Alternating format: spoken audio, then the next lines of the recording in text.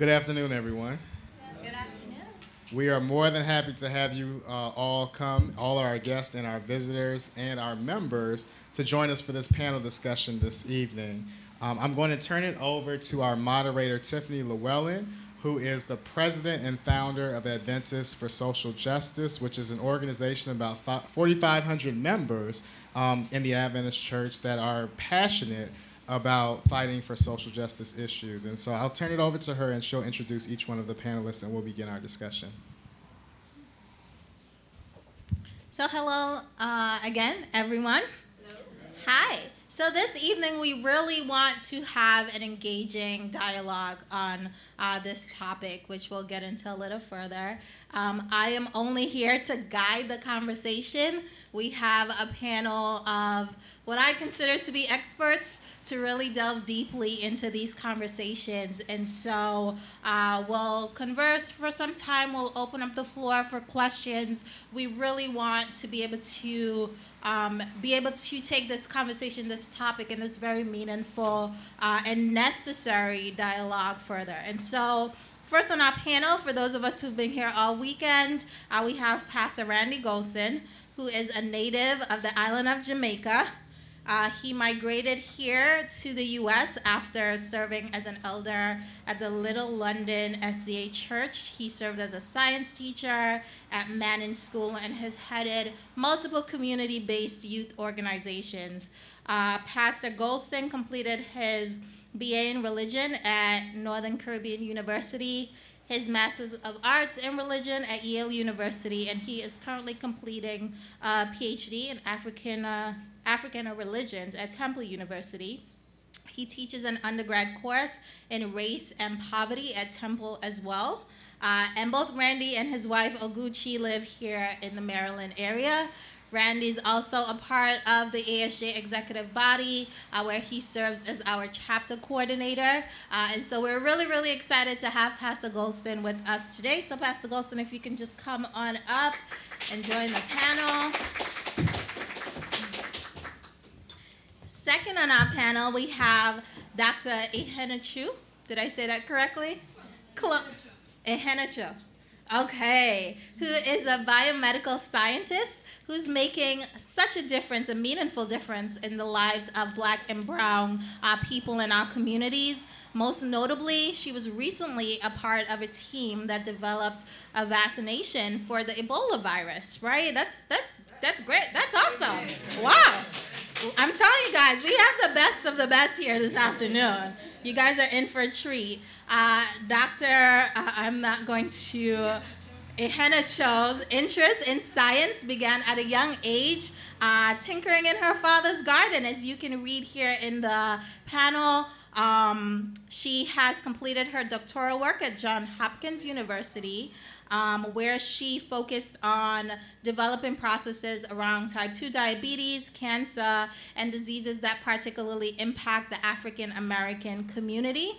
And she is a change agent in her field, developing an association to support students of color, developing a mentoring network to expose other students to the science field, especially high school students, which is really, really important. And so Dr. Akunna, she has a strong sense of community service, which was instilled in her by her parents, and that has led her to choose and pursue a scientific path that impacts healthcare and the lives of individuals and communities. So can we welcome Dr. Akunna to the panel? Thank you so very much for joining us today. And how many of us were blessed by the message this morning? Amen. Powerful, powerful. We are excited. We call him the community godfather. That is Minister Ronnie Vanderhorst. We love him at ASJ. He was born in Youngstown, Ohio. He has been happily married and romantically involved with his wife, Janice. That is important. You have to make that distinction, right? For 36 wonderful and exciting years. I love the description of him. He has 2 adult daughters and a talented and creative granddaughter. Minister Vanderhorst is the co-founder of Prepare Our Youth, which is a nonprofit organization servicing children, youth, and families through education and counseling based in Washington, D.C.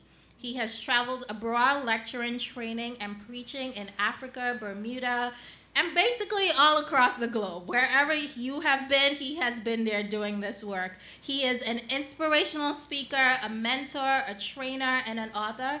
He has published articles on social, cultural, and spiritual concerns. He has written and published 8 books and is currently writing 5 more books. His favorite quote that I've adopted as my favorite quote, hands that help are holier than lips that pray. And so we want to invite Minister Vanderhorst to join us on the panel. We do have one more panelist that will be joining us shortly. So I don't want you all to be surprised when he comes in. His name is Andrew Johnson. He is also a part of the ASJ executive team. He is an education professional and an artist born and raised in New York. Andrew is a graduate of NYU, where he studied sociology and social and cultural analysis. He is also a music minister, where he started a small musical ensemble. He graduated from Fordham University with a master's in education and was a middle school classroom teacher. Andrew is currently planning to release his first EP in the fall and is pursuing a higher education access and pursuing a degree in entrepreneurship focused in entertainment and community arts programming. And so Andrew will join us a little bit later on the panel, okay? So I'm going to take my seat and we are going to start this conversation.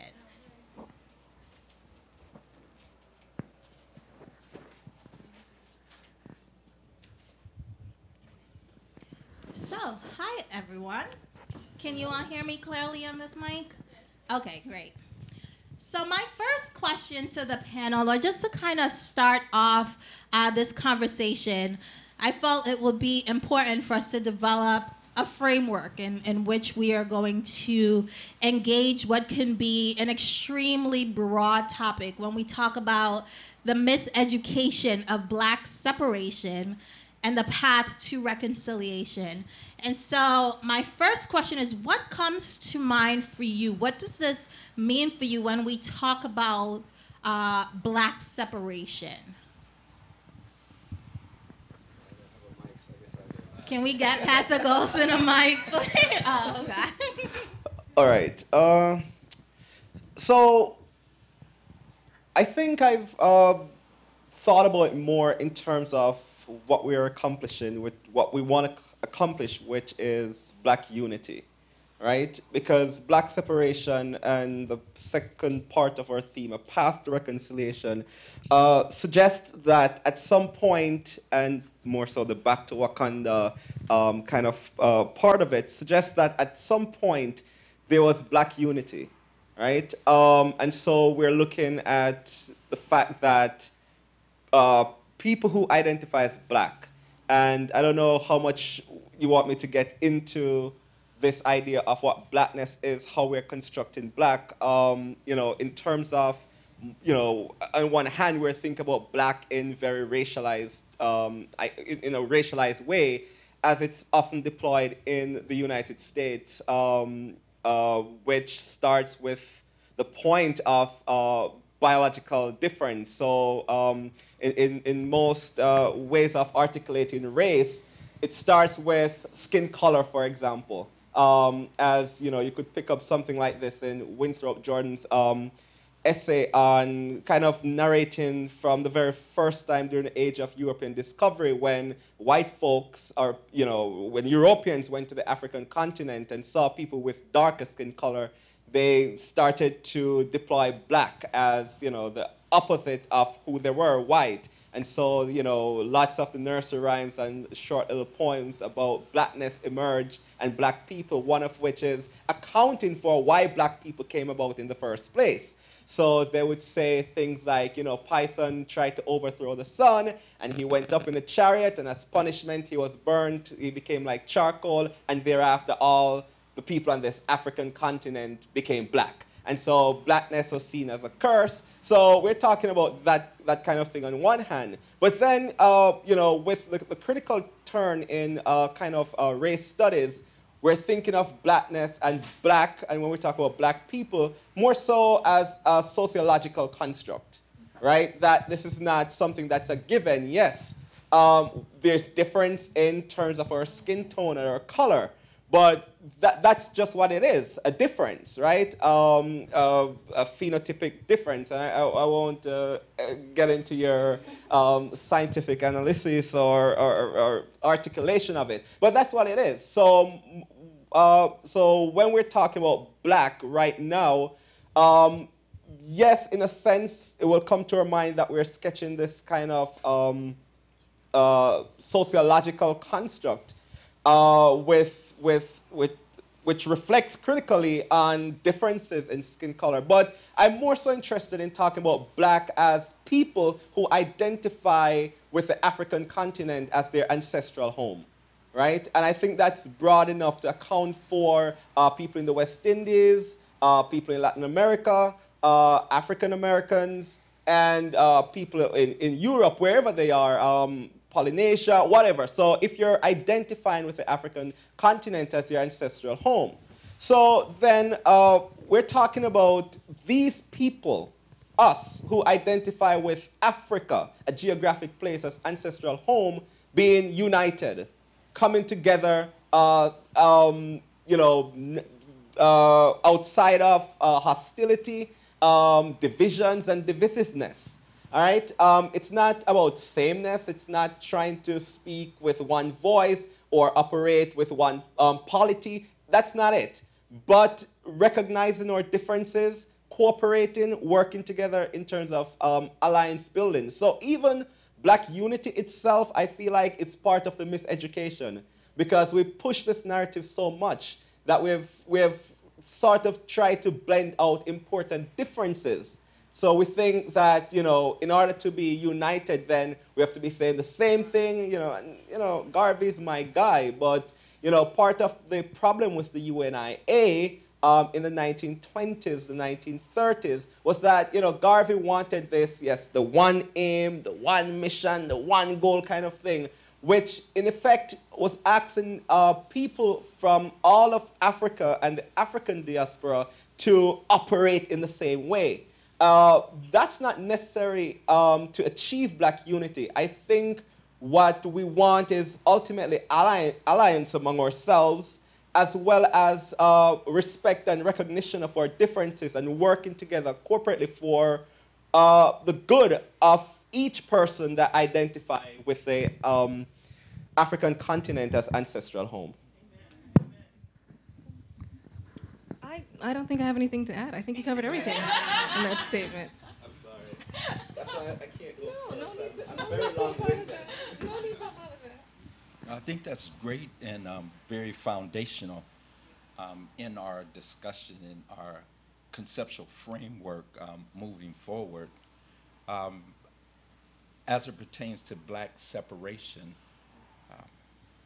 Dr. Naim Akbar said something very interesting. He said that the Holocaust for the Jewish, Eastern European Jews or whatever, was like 11 years at max.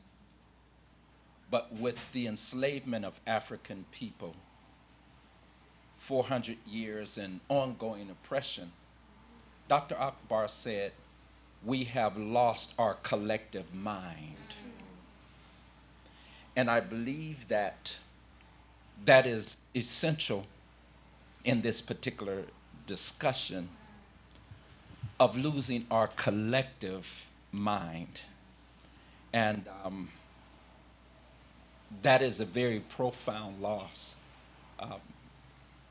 We all know of Dr. Desmond Tutu and his he said that when the European came to Africa, we had the land and he had the Bible. He said, let us pray. And when we opened our eyes, he had the land and we had the Bible. And that has been a profound separation as it pertains to our people, not only from land, but also in relationship. So we're going to pause and invite up Andrew Johnson to the panel.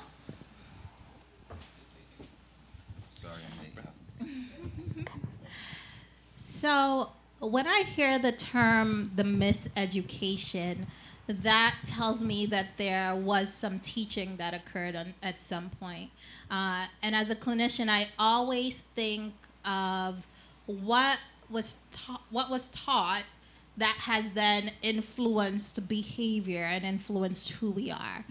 And so can anyone on the panel provide a place at some point in history where you believe this miseducation first began, and what has been the implications of that in a tangible, realistic way to get us to the point of this conversation today? Well, I think it just depends on which group you want to start with.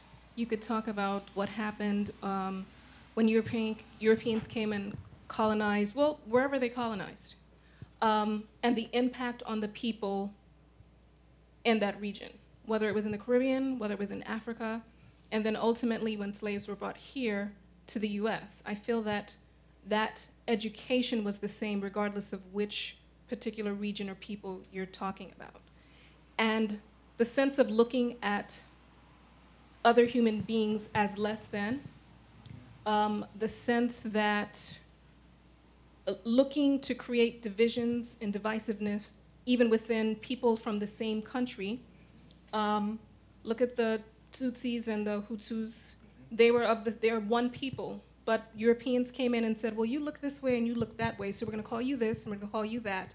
And that created divisions that still last even to this day.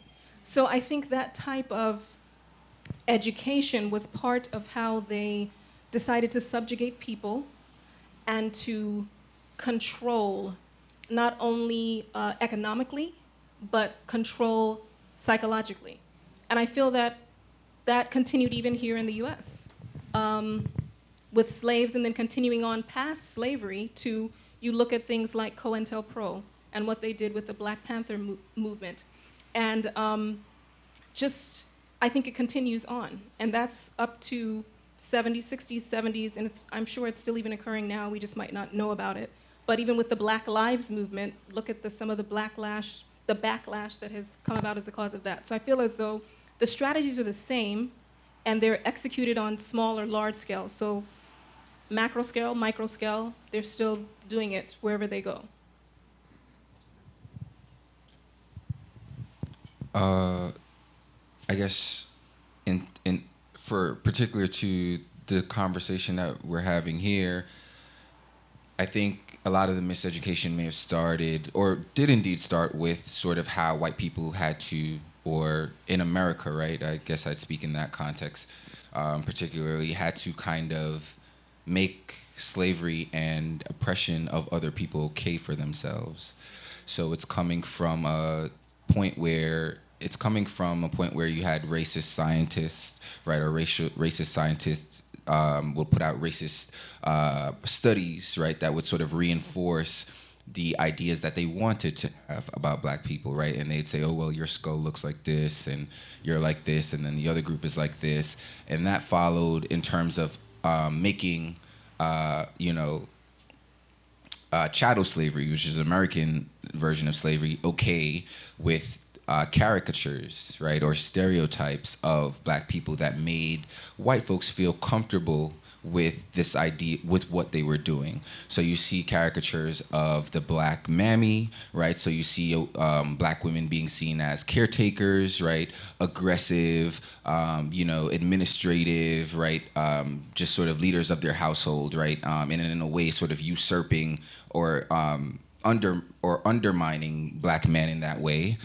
You see caricatures of the coon, right, or somebody that's happy with slavery, and all these sorts of ideas, right? Then you have like the Sambo, you have these different caricatures that were reinforced through media, right, that made this okay. And the media is very powerful in America. And once the media gets a hold of something and they begin to sort of rotate and continue to push these images out, this is how these people sort of begin to have ideas about what black people are like, right, quote unquote.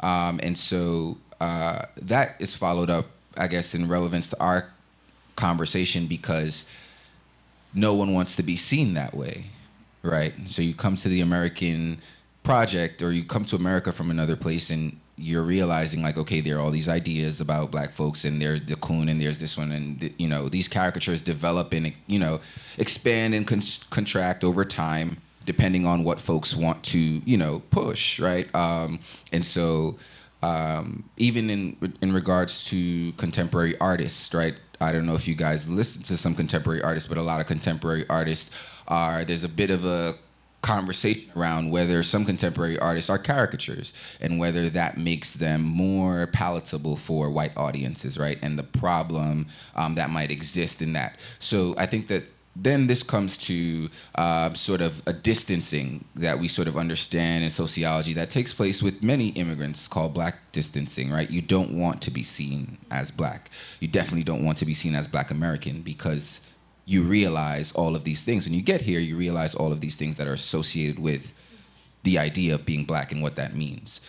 So I think that can just kind of add to the, you know, the education. In addition to that, and a good reference for what Andrew was alluding to is called Split Images. Jeanette Dates was a professor at Howard University who really deals with the caricatures in media and so forth. There is also, in addition, a faulty theological foundation. We know that when a person seeks to oppress, Europeans seek to oppress, they go at two things. They go at the religion and they go at the language.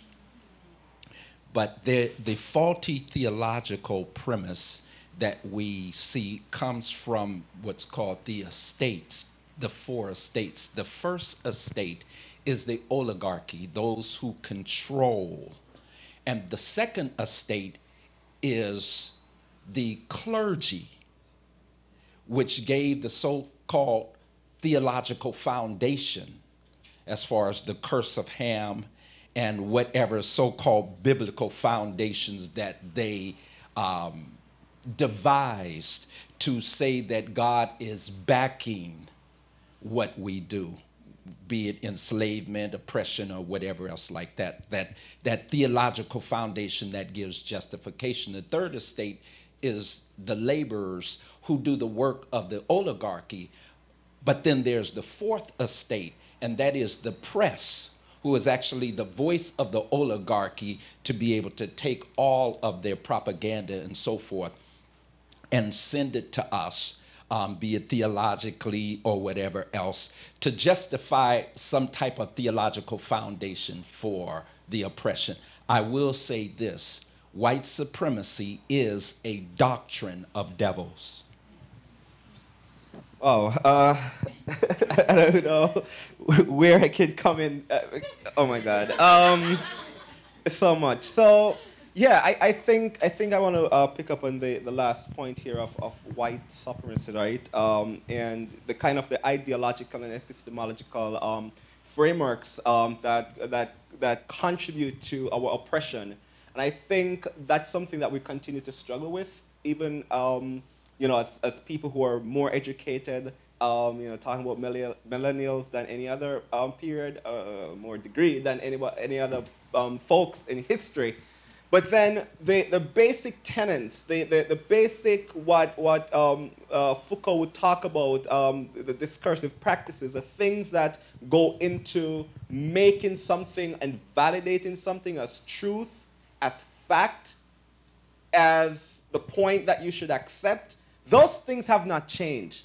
Those models remain the same. And until we start to take apart the core of our you know, our educational you know, foundation, these epistemological positions, then we're only perpetuating whiteness and white supremacy, right? And I think the characterization is absolutely right. And so we're teaching more, but then we're not really getting to the point where what we're learning is liberatory. It's emancipatory for our people. So that's why we have, you know, even within, I just use it, the black community, you have these separations, very classist structures. Because, you know, once you've gotten education, and then, you know, we start to rank it from those that are, you know, Ivy Leagues, you know, the predominantly white institutions, and we tear it down to different types of HBCUs, and we rank them. So once I've gotten education, once I'm getting money, then what happens? I need to move out of a certain community. I need to distance myself from certain people. And then we have to ask, why do these practices perpetuate? Even within church structures that are supposed to be the places where everyone is equal at the foot of the cross, you don't have that. You have these hierarchies existing. And I think what we have to get to in understanding what went wrong is that the models have not changed, right? You know, most of what we still hold on to these Enlightenment ideas, which are the same ideas that contributed to our enslavement, and incidentally, the so-called same ideas that contributed to folks in America saying, well, we can't take slavery anymore in this continent because it's so yesterday, we're done with it. So the North started to push this idea, said, you know, if we're enlightened people imbued in this liberal idea, then we can't have slavery. And, you know, we know the tensions that emerged around the 1850s and culminated in 1865, right? So I think we still struggle with the model of education where it is still a white-centered, or I would say a Eurocentric model of education. And until we get to that foundation and move towards an Afrocentric, and maybe, you know, somebody told me last week at a church, no, we should talk about a Christocentric. I'm like, well, that's fine if we know what the Christocentric is, because sometimes when we say Christocentric, it still goes back to the default Eurocentric mode. So we have to talk about education that is not oppressive, that will not result in us seeing, accepting meritocracy as like the basis of how we're going to do things. So those of us who have the privilege, continue to build the privilege and the access and disenfranchise others. I'm talking about black folks doing this to black folks, right? So we have to get at some of these things, practices that will not result in us so deep in capitalism and economic injustices that, you know, we continue to widen the gap between the rich and the poor. So these are parts of it where the education itself, the very tenets of the education, the epistemological framework of it is wrong. It's oppressive. It's white. And we need liberation from that. We need to have sort of a thing like, you know, Maroons were able to disengage both ideologically and physically from the plantation complex. So we have to have some process of disengaging from this complex of the white dominance and white framework to something that's more inclusive and more liberatory. And I think that's just a small part of the miseducation. There's so much more to it. Good, good. I want to take us back just a little bit because when we have conversations around enslavement and being brought from the continent to here and so forth, we can speak for hours and hours. There's a tension that has now been, to some degree, very much ignored or silenced to some degree, and that's the interracial piece that we're here to talk about today. And when we think of Caribbeans, Africans, African Americans, and we talk about this separation, it's very real. It's very much prejudiced in many, many ways. And I know we do have great representation on our panel today that can speak to these different experiences. As a Caribbean immigrant myself, just the view or the teaching on African Americans before you even get here, and how that can become a very biased view and lead to separation. Africans coming here, African Americans being here, and their own concept of blackness. And so from each perspective, can you all talk a little bit about your background and how that has, and not to speak for the entire group, but some of the teachings have been definitely generalized, how that has and continues to lead to this separation.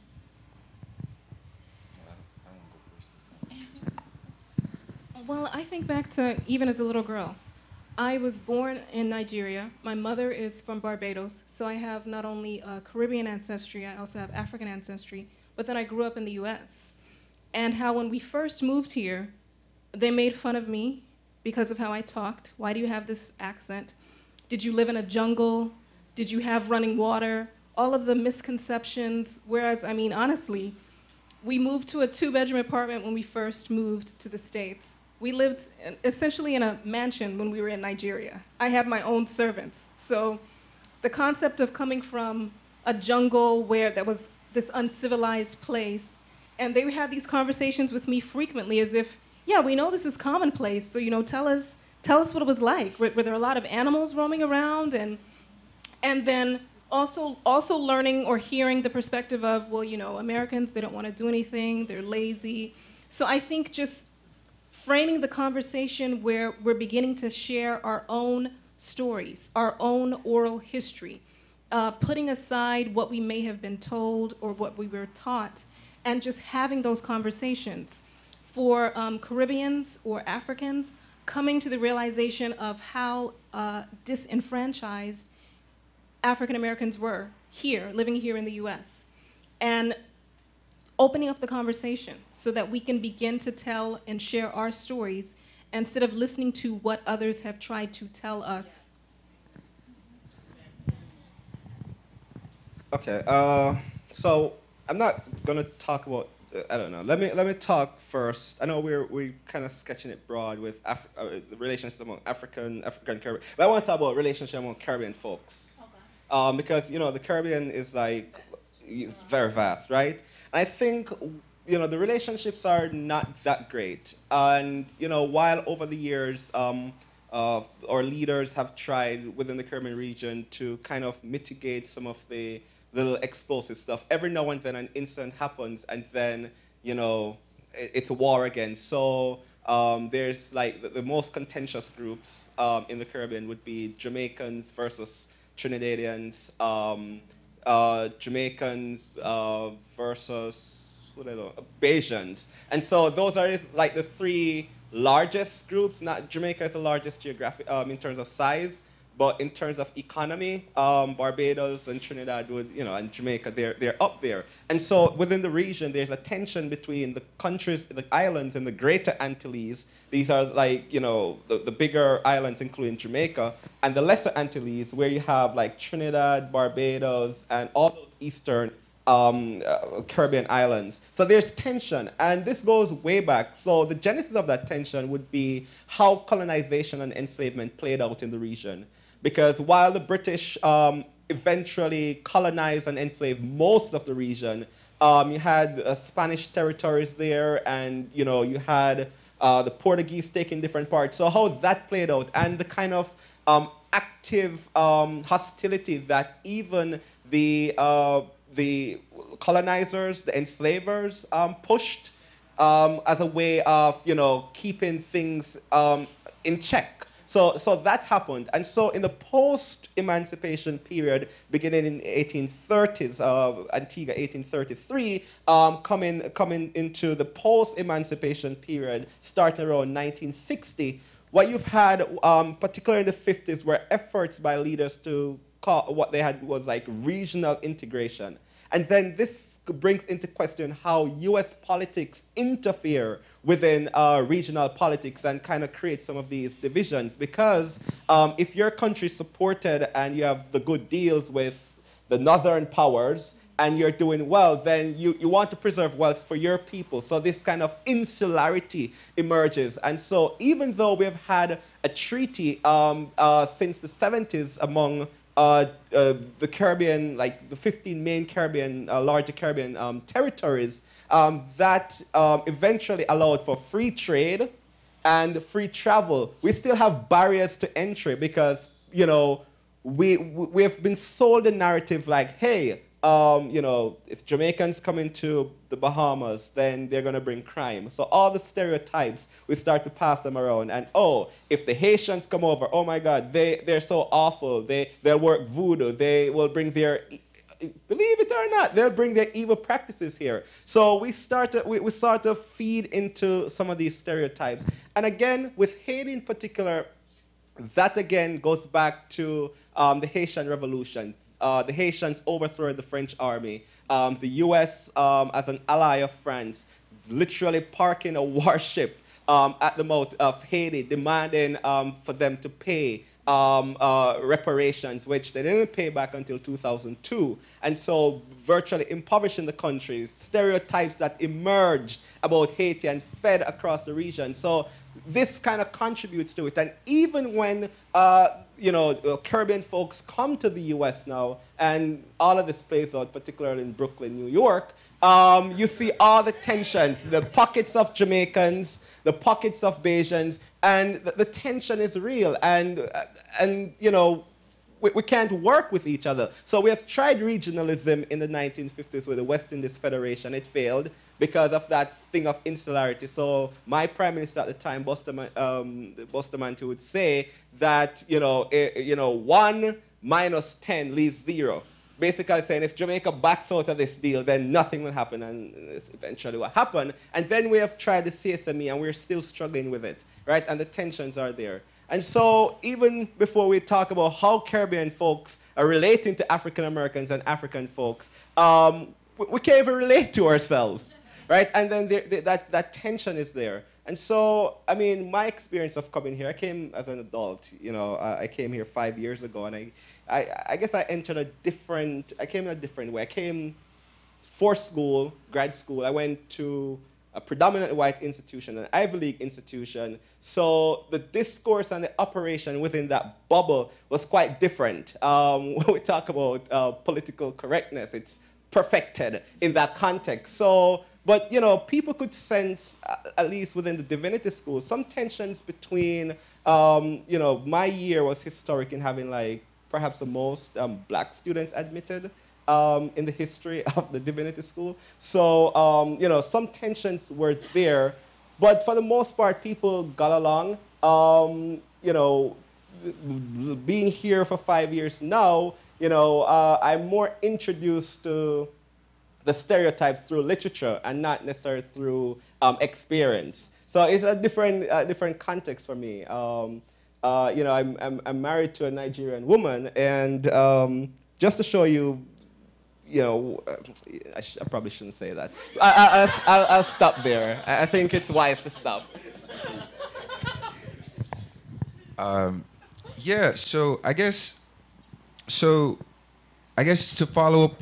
Or to bridge from Randy's point, and I think I heard Randy mention earlier the Maroons in Jamaica, which I'm of Jamaican heritage, so this was something my mom told me about growing up, and I was like, okay, Ma, great, like these fairy tales that you have about what this means, just kind of focused on trying to be the best American I could, and so it becomes interesting when so you have this particular kind of history in Jamaica, right, with the Maroons. So essentially, you got a bunch of folks that never been slaves, and like you said, are disengaged from that, right, or fought about not wanting to be there.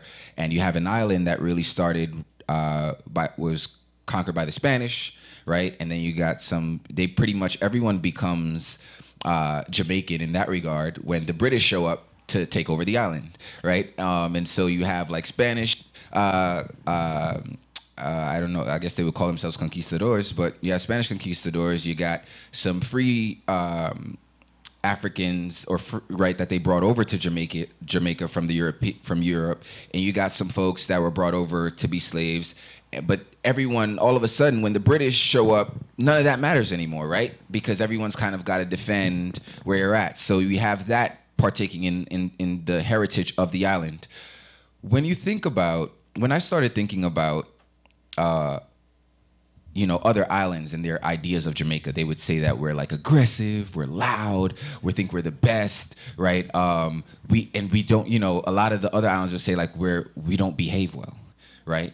And I'm sure some of you are yeah, that's them, right? That's Jamaicans, that's them, right? And I even had a professor who mentioned that, his parents are from St. Thomas, and they would say, okay, we're from the better behaving islands. Than Jamaica, right? Which is all really interesting, and you can see a lot of characteristics of Jamaicans as to why they would say that.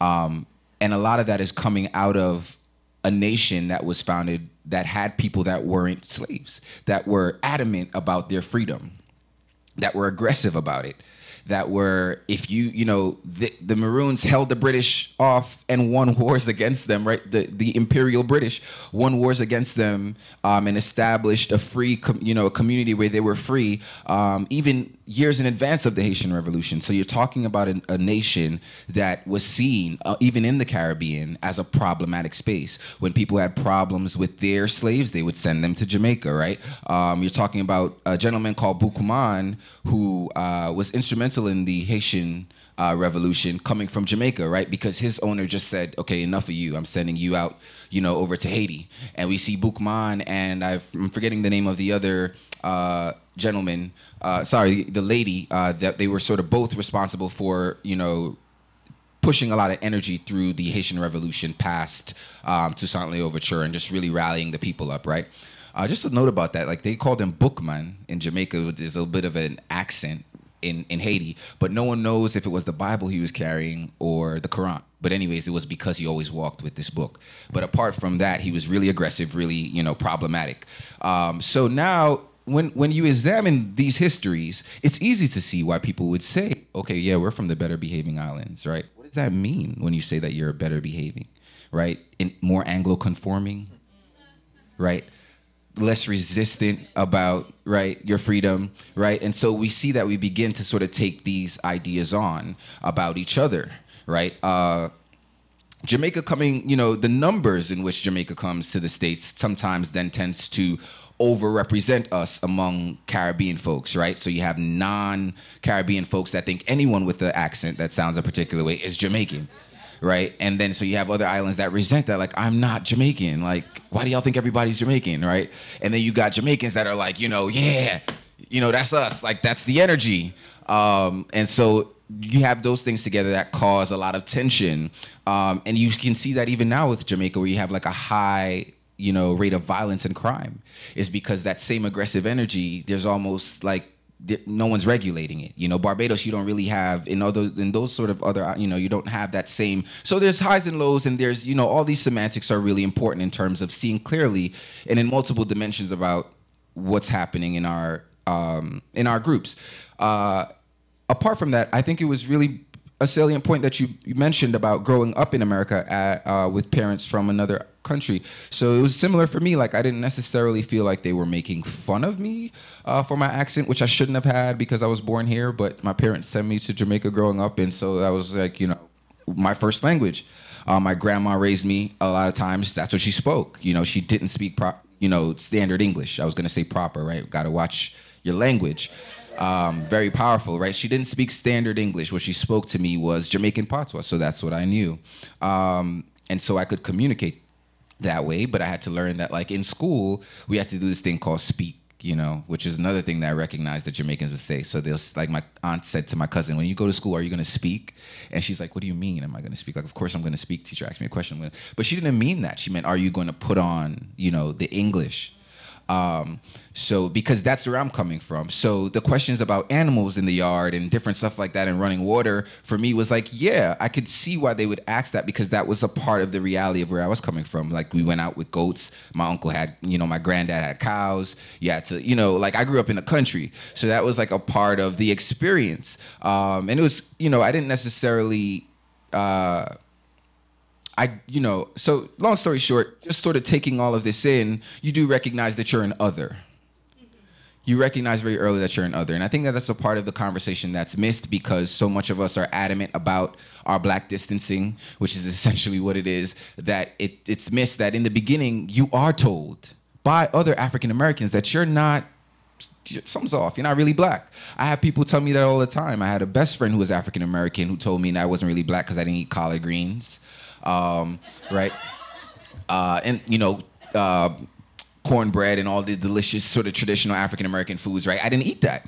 So for them, he couldn't make sense of me. He couldn't make sense of me because here I am, darker than he is, but he couldn't make sense of who I was and why I did the things I did. They had all these name brand, stuff on, and I interviewed a Grenadian friend because I kind of studied these tensions in when I was in undergrad for my thesis class, and I interviewed a Grenadian friend who said, she found African Americans very intimidating. Because when you're coming from such a small background and you don't know much about the place around you, and you're looking at folks who have a great command of that, you can feel very intimidated. And when she talked about the brand clothes, then I kind of remembered. Because my mom was not going to buy me Jordans. Like, to this day, she probably wouldn't buy me a $300 shoe, right? And so you can feel, when that's the get-in and the get-up, you can feel very intimidated around that. So there are a lot of tensions that happen early around language, around food, around culture that make you feel very othered. And you fast forward to what for me was, I guess, integrating with white folks, and they kind of congratulate you on your otherness. They kind of feel safe about it. They kind of, their idea of Jamaica is like, yeah, one love, Caribbean people, like, yeah. And for so many of us in the Caribbean, I guess, someone said it brilliantly, the colonizers went home.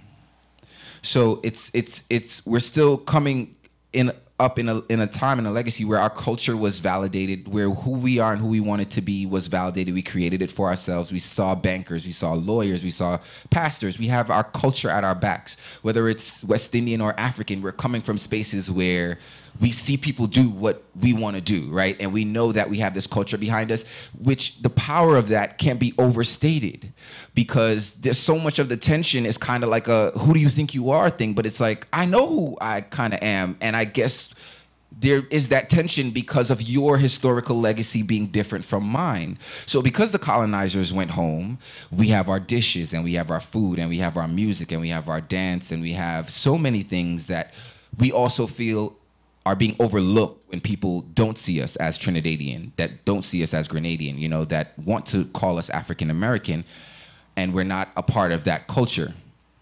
And I also want to just say out here that these tensions happen and cause rifts, but it isn't true that this has always been the case, right?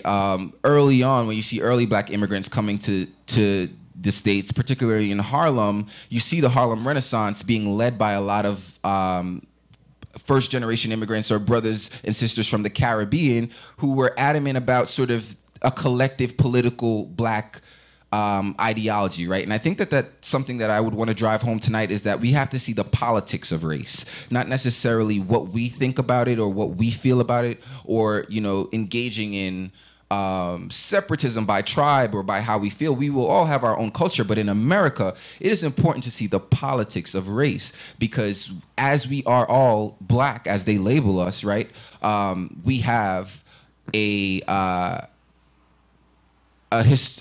historical legacy in this nation to contend with, where we are affected, number one, by diabetes, HIV. We're number ones affected, right? Miseducation, we're the number one people affected by that, right? Poor education systems, regardless of whether you're Jamaican or Nigerian or Ghanaian, or, right? And you have to really contend with this if you're going to continue to be an African American. And that's like, it's taken me a while to own being a first generation African American, right? I like to say that I'm a Jamaican American, but essentially, if I plan to stay here in this country, I'm going to be walking in the African American legacy, even as a Jamaican, right? And so it's important for me to understand my race as a political thing, as opposed to a label of me being something that I'm not, right?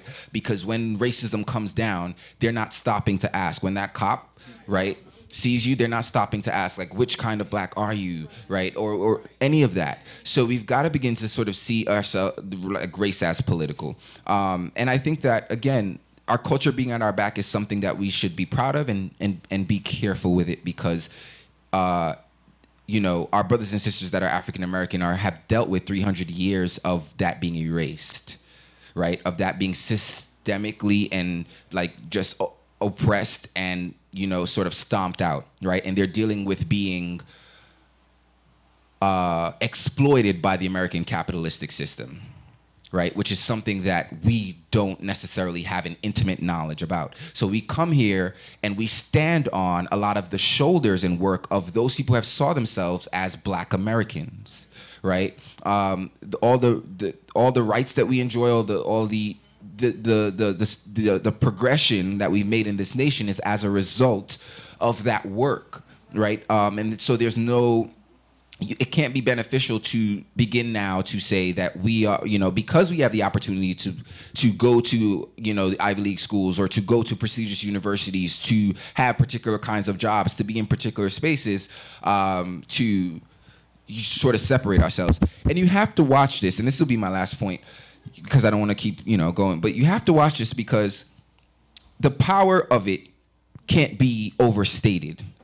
When you look at years and years and years of people saying, oh my gosh, this black student got accepted to all the Ivy Leagues, right? And you look at the student and they're a West Indian, right? Or they're African, right? It's almost like, and again, you have to be careful of how whiteness works, because here's a moment to uplift this person, to say anyone can do it. Not really, because the oppression has been so real. The oppression has been so real that a lot of the things and a lot of us come from, middle class backgrounds in a lot of these. That's another thing. From a lot of these islands, our parents had jobs. Not necessarily, I wouldn't say that's necessarily my background, but my grandfather definitely worked and provided and allowed for the opportunity to apply to come abroad, which we don't necessarily see. And when we think about stuff and we compare ourselves and say, okay, African Americans are lazy, because we've made the choice to come to this nation says something particular about us or about our parents, right? That we're willing to take that leap. I'm sure we could think about other people back at home that wouldn't do it or wouldn't make it, right?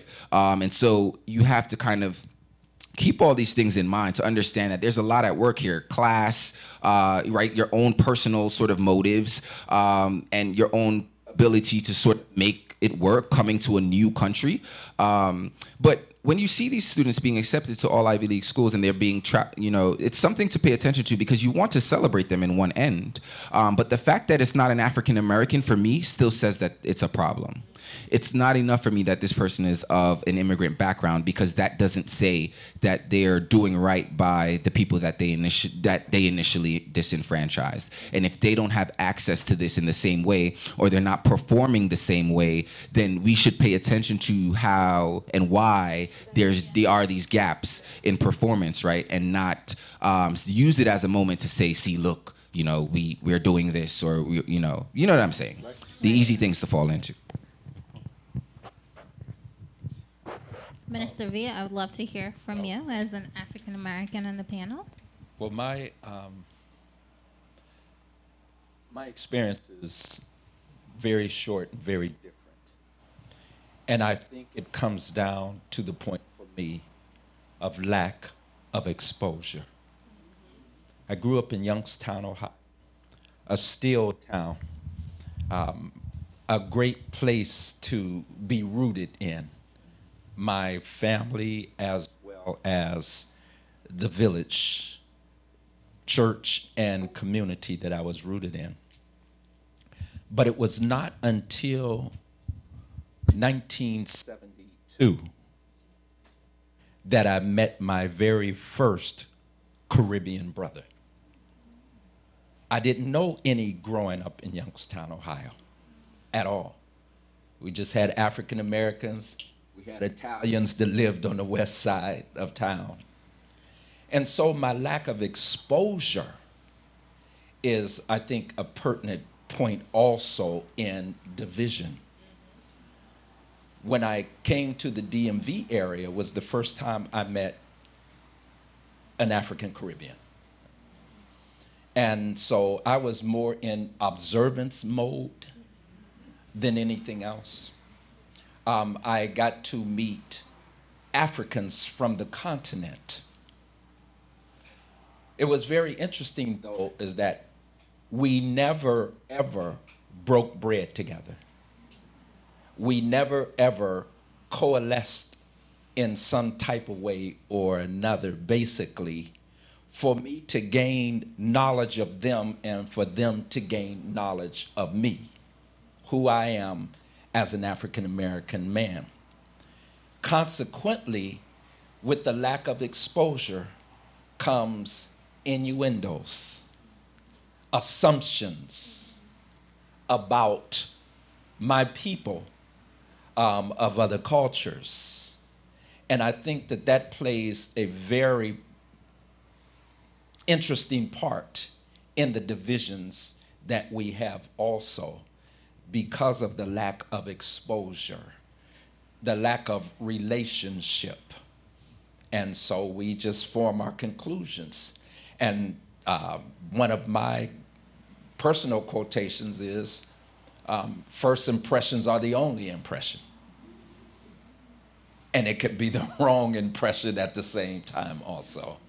But lack of exposure is a key point in the separations of us as a people. Yeah, and I think that lack of exposure is just so much more prominent, whether we're looking at our communities or our churches where we still worship largely just together in our cultural spaces together, and many of our circles still do promote this lack of exposure. And I guess the question is, how do we intermingle and intertwine more and open ourselves up to learning about the other and this concept of what that feels like? I wanted to also talk a little bit, Andrew touched on a really, really important point where we hold these national affiliations so dearly, and we come here and we are rooted in our culture. However, within the American context, Black is just Black. When we talk about social justice and we talk about our racism and many of these experiences that we see plastered across social media, or we experience ourselves in schools, on the street with the police, etc. Research has been showing that non-African American males are the first of immigrants to begin to embrace this concept or this idea of Blackness from an American perspective, because of their interactions with the police and how when they are in social spaces, it doesn't matter if they're from and none of these countries, none of these places that we come from, they are just viewed as Black. For the men on the panel that are not, well, Andrew, you did share that you're African American, but have a very rich Jamaican upbringing. Do you see that in your social circles, or even for the women on the panel, do you feel like there are points of entry for immigrant women into this concept of Blackness that comes from experienced racism within the American society? Oh, most assuredly. When I was not viewed as Afro-Caribbean or African. I was viewed as Black. In fact, I tried to get some numbers while I was at Hopkins for my department. I just wanted to know how many people of color had matriculated through the department. I graduated from there almost 5 years ago. I still don't have an answer to that question. No one could tell me even how many. They wanted to count me, but technically, although I'm a naturalized US citizen, I am not what you would call your, I guess, traditional African American. So in that context, no, they view me as Black.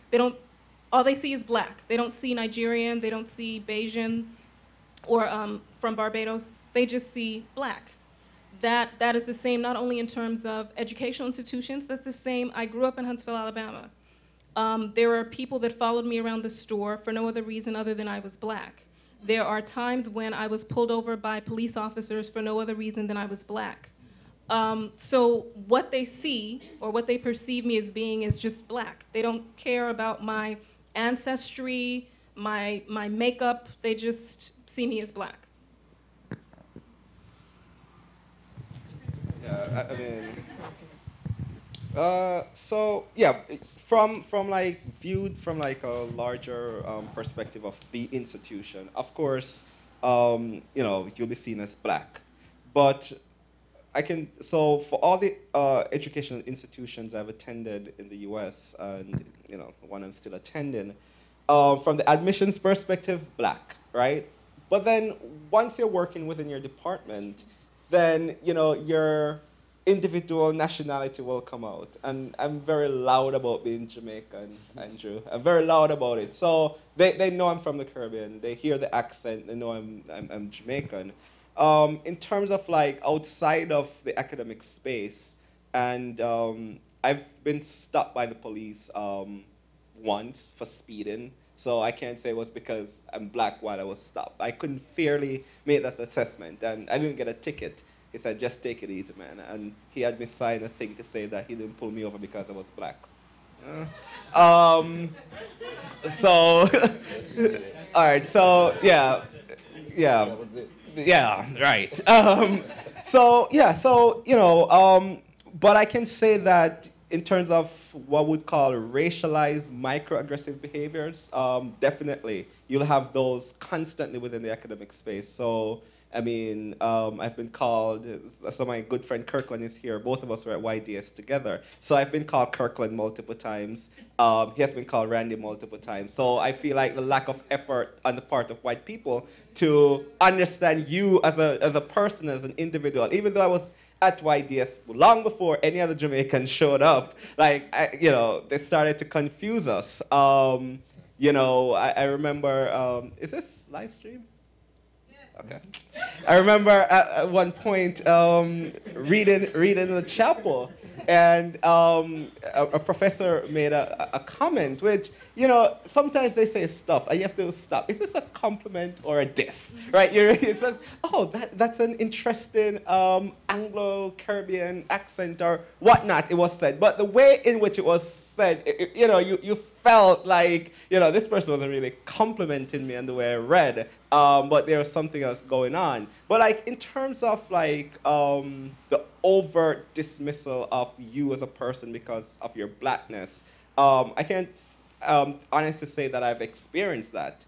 And I'm not oblivious to the fact that as long as I stay in these United States, that is just a matter of time before that manifests in very profound ways. But in terms of these racialized microaggressive behaviors, yes, they've been there with the name thing, with comments about your accent, with being told you switch from biblical studies to Africana studies. That's a good thing because, it's always good to look like what you teach or to teach what you look like, right? So, and you could tell on one end it was meant to be a compliment, to say, yeah, I'm encouraging you to do this. But then you stop and think about it, nah.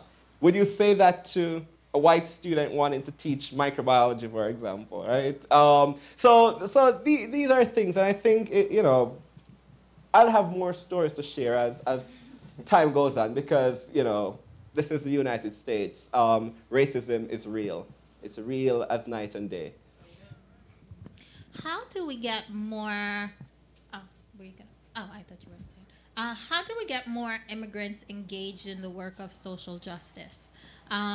Because Andrew highlighted a point that we've been wrestling with, even within the ASG and Adventism space, where we are so disconnected from how these social issues that we, I guess, relegate to an African American issue or fail to truly think about how much we benefit from the loss of lives and the sacrifice and all that African Americans went through for our freedoms, the freedoms that we migrate to enjoy, the freedoms that we bring our families here to benefit from. And we come here and yes, we are somehow patted on the back by white people at times for being a different type of black. And when we talk about social justice work and we talk about community engagement and building up black communities, it's sometimes very difficult to bring Caribbeans or African immigrants into this work. How do we really bring our communities into the work of social justice advocacy, understanding that it's almost a right and a duty for us to be a part of fighting against injustice and really realizing how much we have benefited from African Americans that we ignore and we choose not to participate in? I think when you at the crux of it, they have to stop viewing themselves as other. When you view yourself as other and distinct and separate from African Americans or this population of people, I think that's the only time in which you can actually get them actively involved and bring them in. When you stop viewing it as, well, that's a separate and distinct class of people or population of people that are different from me, that's when I think change will start to happen. Another point is that social justice is a call. And I do believe that sometimes there is more accentuation on career than call. When a person understands the call of God on their lives, there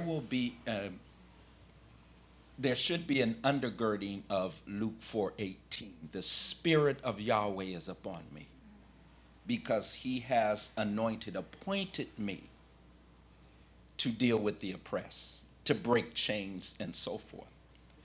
And sometimes that running after that dollar, or the cares of life, or the deceitfulness of riches can choke out the call to social justice.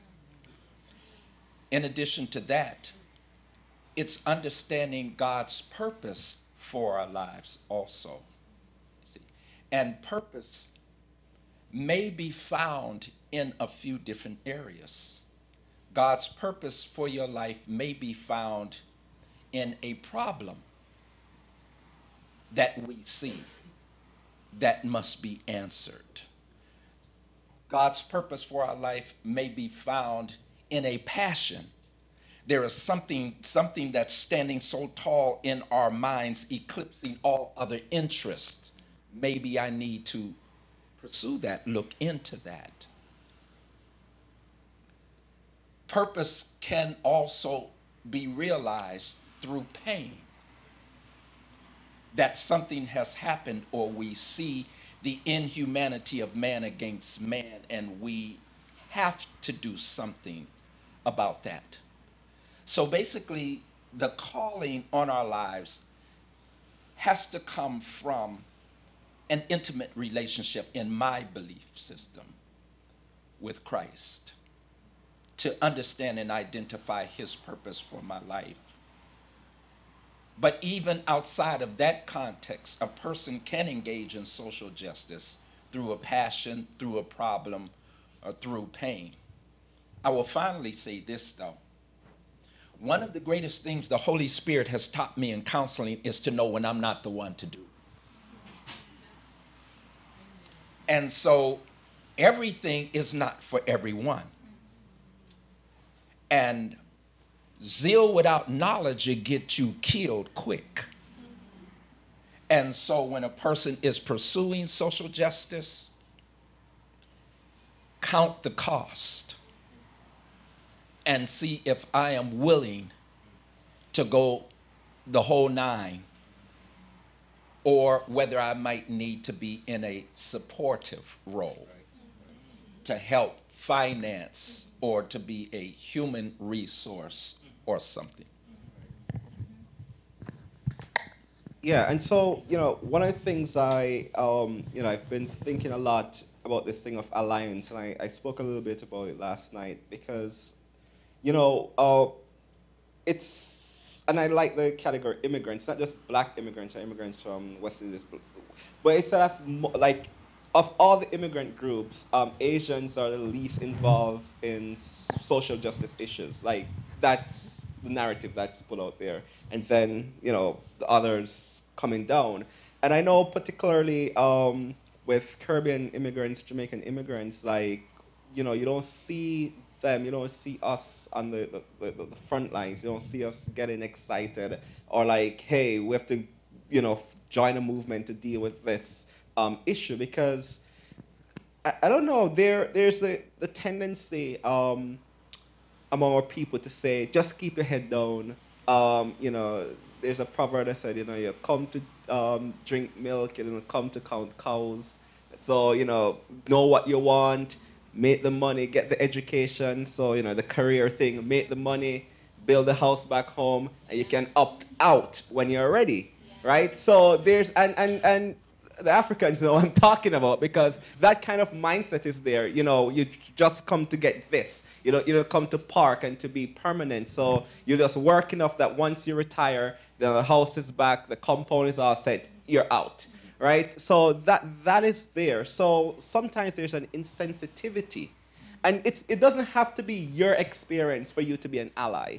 Because, you know, we're looking at the thing from the perspective of what is just and what is an injustice. And so if you recognize something as an injustice, then, you know, you have, in particular for Christians, you have a moral imperative to be an ally in the cause for justice, right? So that's the perspective that we have to take. It doesn't have to be about us.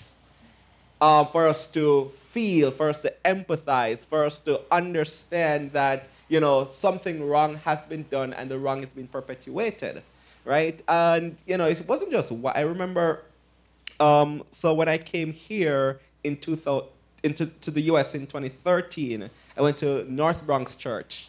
I came like the Thursday, I went to North Bronx the Saturday, and they were discussing the whole incident with Trayvon Martin, and you know the panel discussion was about is justice colorblind, right? And you know I just recall some of the conversations, and you know lots of Caribbean folks are at this church, and the distancing, I mean the lack of empathy, the lack of realizing that hey, no, this could have been your child, like regardless of where you're from. So you know we have to see this as part of our gospel imperative.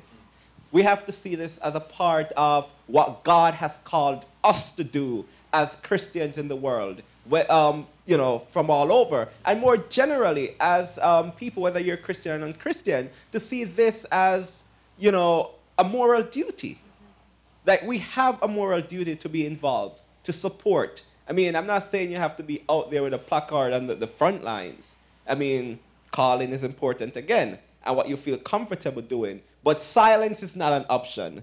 Non-participation is not an option. So, you know, it's for our people to realize that, one, there is the global perspective of oppression. Like, all of us are impacted by this racialized, oppressive system that has gone global.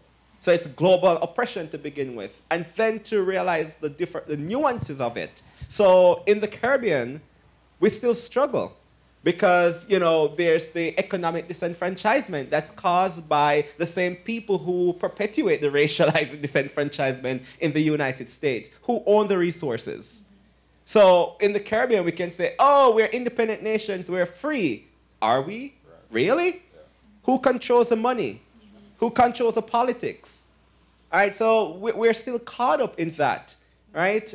Yeah, and in Africa, the same thing. So right now, you know, the AU met this week, and then we see the entire explosion between the South African delegation and the rest of the African Union because of, you know, South Africa, they're the affluent ones, they're paying most of the bills, so they're calling the shots. And so there's a deal to be ratified which would basically bring a tighter political and legislative framework to the African Union, but South Africa is holding out because of their partners in the West. Their white partners, the large countries, who are nudging them in one way or the other. So we're still impacted by that. And if we can realize that all of us as people of color, all of us who identify with Africa as the ancestral home, are impacted by oppression, then when we migrate to the United States and see the way in which that oppression plays out, then we have to have the humanness about it, the empathy about it, the sensitivity about it, the call to duty about it, and be involved. I don't know how else to articulate it for us to understand. And talking to Adventists in particular Caribbean Adventists is another story, because we just see the skies about to burst open and God is going to take us up yonder so we don't have to be involved in this thing. So we said, oh, it's politics. Let's leave it alone. I guess, so, yeah, so I'm a bit of, I think I wouldn't say that I'm a skeptic, but I'm a little pragmatic optimist. So I think that you, well, touching on, the church in the last bit, again, I think it comes full circle in terms of our mentality. And so I think Pastor Vanderhorst's point becomes particularly important because I just speak for myself. It's all a cycle. It's all a circle, and it's all a mess. And I want to put it where we can get it as just a few of us here talking and understanding how can we, even us here, like go back and affect change or to work on things. And I think your point, was kind of where my heart is on the matter. I think that you have to feel appointed by Yahweh to make certain things happen and to do certain things, and you should make it your purpose to bring those things to fruition and to not let that sit by the wayside, because I think it's a lot of those movements that are going to make a change. Because as you mentioned, the mental enslavement is so real that we won't unify about it. We won't. There's so many competing factors. So you talk to South Africa, they're going to give you a whole bunch of reasons as to why that's problematic for them. Right, the value of their currency is probably going to go down. This is going to happen next. Same thing in Jamaica, same thing in the Caribbean. Like the economic situation is terrible, because of past situations that have happened in terms of our relations with colonial powers.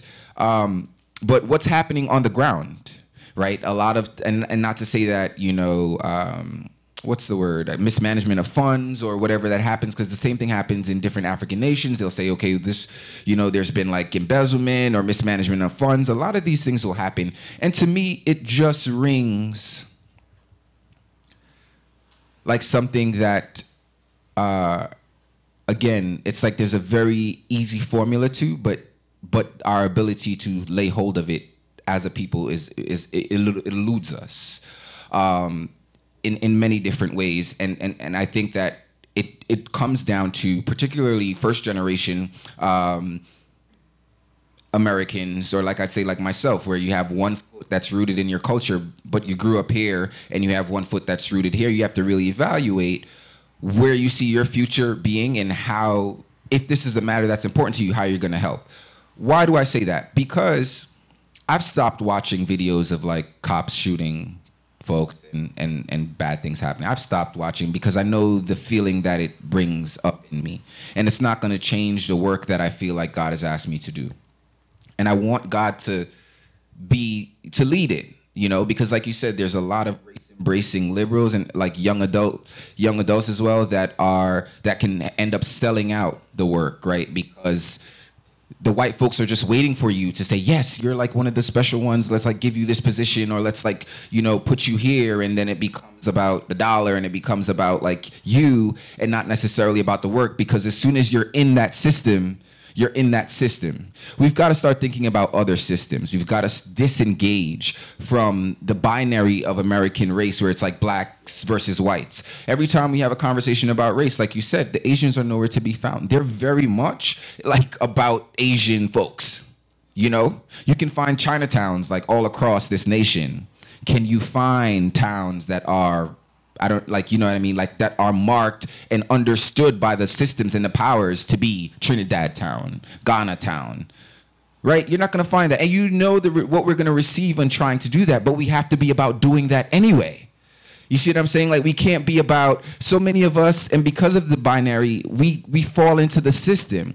I think a lot of social responsibility still lies on a lot of black elites, whether they are in entertainment and music, or we see them in media, or they're in different fields, for it to matter. Because until it matters to the people with the resources, then we're just kind of still going around and around. And I know that we're in church and all this other stuff, and I don't want to start a whole deal. But, my intellectual, like how I'm operating, I'm seeing this. I'm seeing churches, black churches, North Bronx, tithe millions of dollars. Like, that's unreal. Like, when I think about it, we tithe millions of dollars, and that's when that's a really, and I hope you're not on there and feel like I'm shouting them out, but once I started recognizing like what happens, like we tithe millions of dollars, and a lot of our churches that tithe millions of dollars have nothing to show for it in terms of institutions of our own. We don't have schools of our own. We don't have, you know, a market of our own. Like people in our community, in your church can go hungry, but you got to push the tithe out. Like it's crazy. Like, and I mean, I don't want to call it crazy because I don't want anyone to feel there's a biblical concept of tithing, and I think we need to revisit. But I also think we have to evaluate what we're doing with our resources, particularly as immigrant people. So we come in with a certain level of education.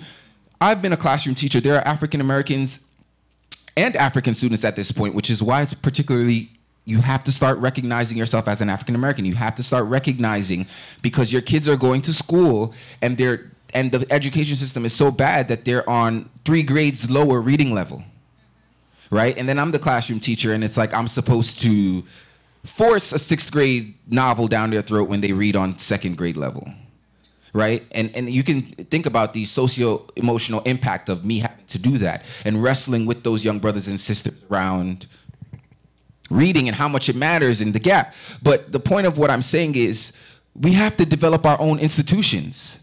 A lot of us that are about the social justice work also just want to hold hands with white folk. We just want a big hug from them. We just want them to like us. We just want to be embraced by them. We just want to feel equal to them, and we're never going to be. That's why Asians disengaged, with that whole thing. Because Asians experience a perpetual otherness.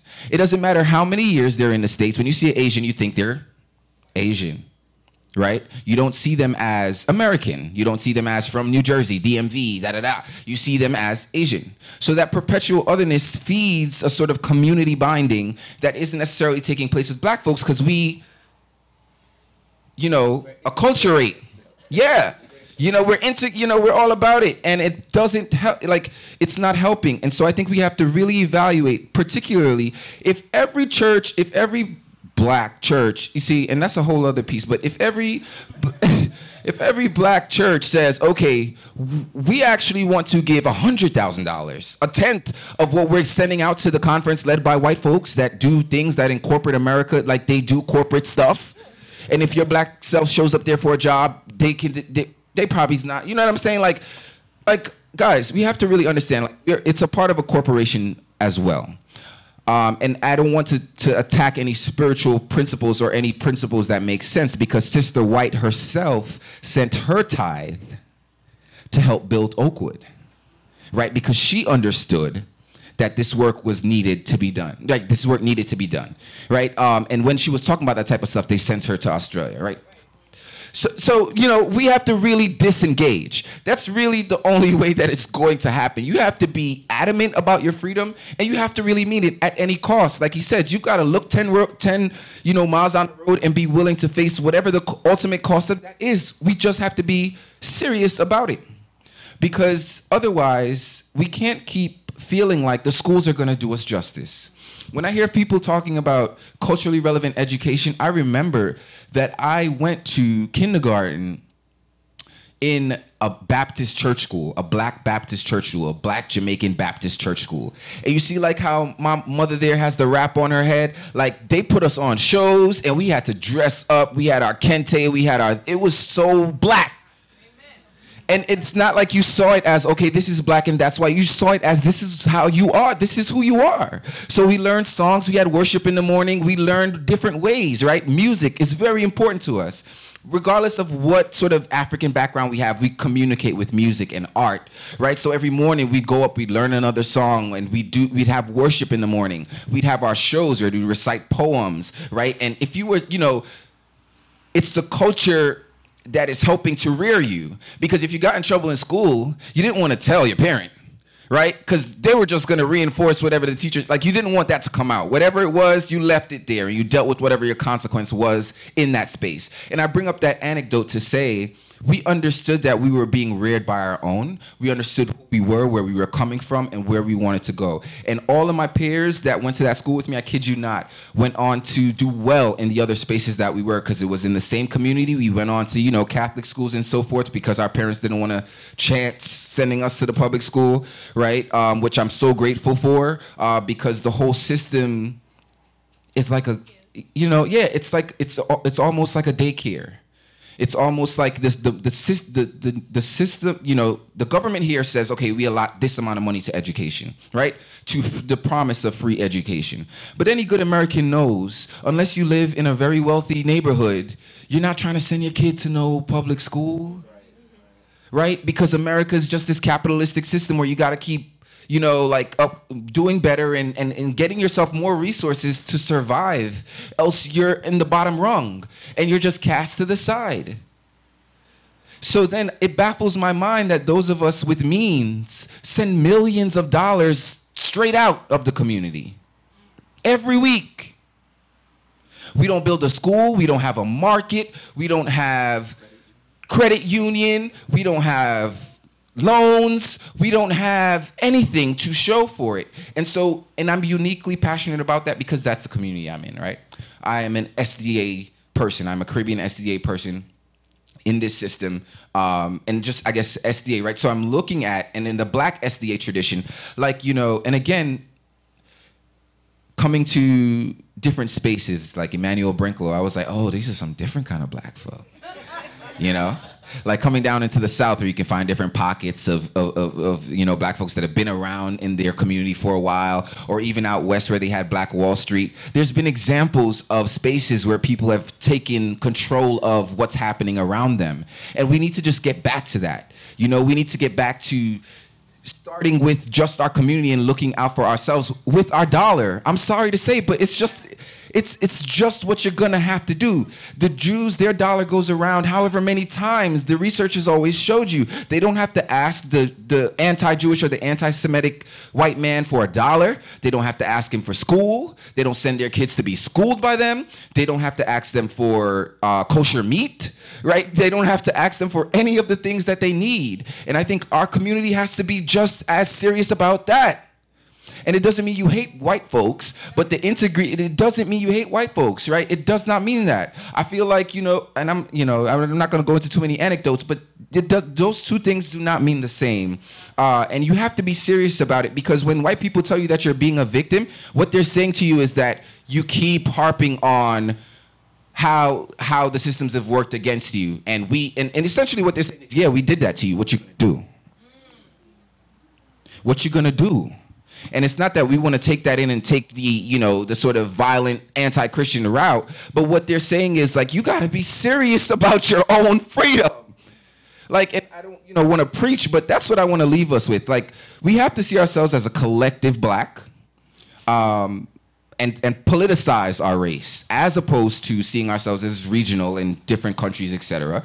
And then we have to problematize or cause conversation around, and it strikes home because I came from a church where we didn't have a fridge.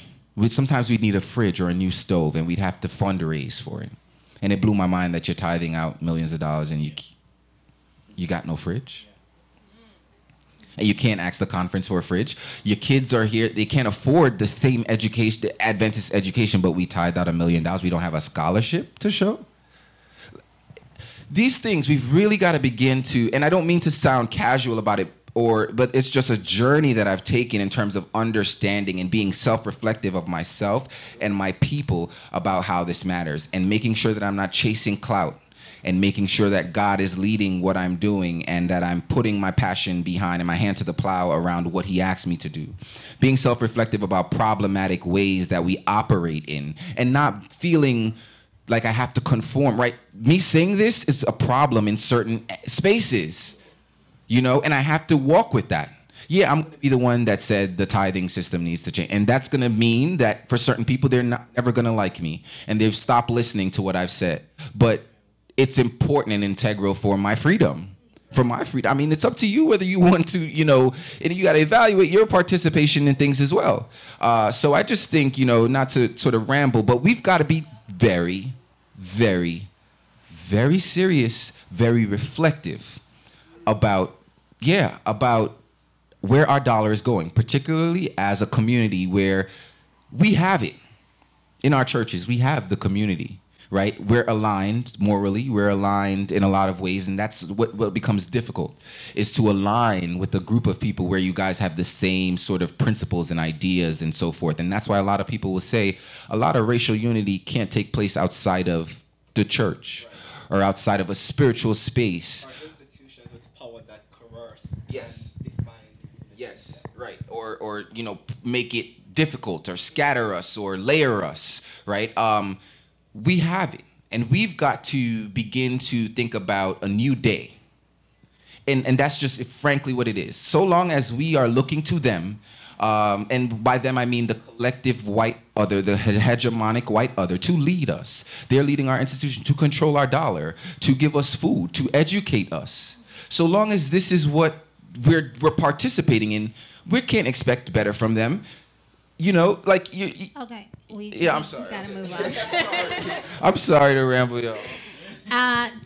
Before we open for question and answers, 2 specific questions that I have, because there are many spaces in which this conversation around what to do with the Thai dollar, should we keep it in our communities and so forth, is happening, and so that brings up what is the Christian duty or the role of Christianity when we talk about reconciliation, when we look at how we've separated, and I think one important piece that ASJ particularly brings is that social justice is occurring within a theological framework that can be flawed, that can be problematic in itself, and so there's a continuous question around what role does Christianity play as we are trying to bridge the gap? If someone can answer that briefly for us.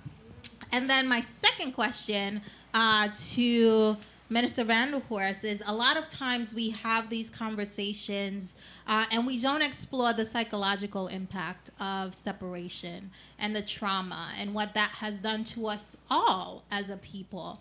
And so how can we begin to bring to the surface that part of this entire conversation? So that's 2 questions. I'm guessing Randy's taking the first one, and then Minister V. Yeah, all right. So at least in this country, historically, social justice emerged within a Christian theological framework. Or let me put it another way, a Judeo-Christian theological framework. And it has worked fine. But there's a struggle for more conservative institutions like ours in terms of embracing the full scope of social justice. Here we have largely talked about race and economics to some extent, but then that's only a part of the social justice agenda. Then we have to get into things such as sexuality and sexual orientation, and then we have to get into things that involve non-Christians. Like when we talk about black unity, that's a loaded term, and we could go on and on trying to unpack it. But just on the very the surface, it's not just the Caribbean folks coming together, the African folks and the African Americans, and all 3 and all blacks coming together. But it's who they are and what they're bringing in this idea of what we call the unity of black people that we want. Because so in this unity, you're bringing LGBTQIA folks. You're bringing the Rastafarian. You're bringing the atheist who is black. So when we sketch a theological framework, that itself, a Christian theological framework, is part of what I think is a power discourse, right? How are we going to set the unity agenda? Who's calling the shots? And I'm not proposing to give you answers right here, but I just want to provoke some of the things that are involved when we say we want black unity. Do we really want it? Do we want it in our churches? Or we're saying, well, we can unite the Seventh-day Adventists and then we can sort of be allies with everybody else. Sure, but if you're being allies, how do you see alliance building? Do you see it as some kind of complicity of what you have to be an ally with or to? Is something that's contrary to your Christian principles, dogmas, doctrines, and views? Right? So it's the social justice agenda. So far, I think we as Adventists, we're supporting what we like and like being silent about what we don't like. But then I think the point where I am at is that I can I can be an ally to the LGBTQI agenda without necessarily believing that, accepting it as my practice or the practice of my church. Now, you can define what you want, but you can support it. How do you do that? Because you recognize one fundamental thing that God gave all of us, which is choice, right? And so any kind of move to dismiss or to take away or to dehumanize anybody around the choices they make, we have to stop and rethink how, we're setting and we're pushing this agenda. So, I mean, that's just like a surface level sketch of it. But I think reconciliation is a uniquely Christian theological concept. It's a powerful one. It's a deep one because, we have the greatest example of reconciliation in any theological discourse, which is God reconciling himself to human beings. Not human beings reconciling to God, but God reconciling himself. The Bible says that God was in Christ reconciling the world unto himself. And you say, why on earth would God need to reconcile himself? He ain't done anything wrong. But, that itself depicts the power of what we're here to do because, ultimately it's one family, the human family. And not that you're seeking validation from those who have projected themselves to be this superior, but that you understand that within our theological discourse, that God made all in his image, all in his likeness, that we have to get back to that kind of Edenic ideal, which Minister Vanderhorst told us this morning is the intentional will of God, which is the harmony that we're going to live in with each other and with God Almighty himself. In my study and research dealing with trauma, I won't go into it. Basically, if there was one word that I would define the African collective. And let me just say this personally. I am an African American. Africa is my ancestry. America is my residency. I'm not an American. That's my residency. I'm an African in America. Now, if I would encapsulate one word that would deal with our collective experience, it would be trauma. And we see all of the gradations of trauma among our collective. However, I believe that it is imperative for us to connect as a people, as a black people. And I believe that our area of connection must be our children. After watching the Black Panther movie, I posted a question online, and it was a simple question. What do you think is the vibranium of black people?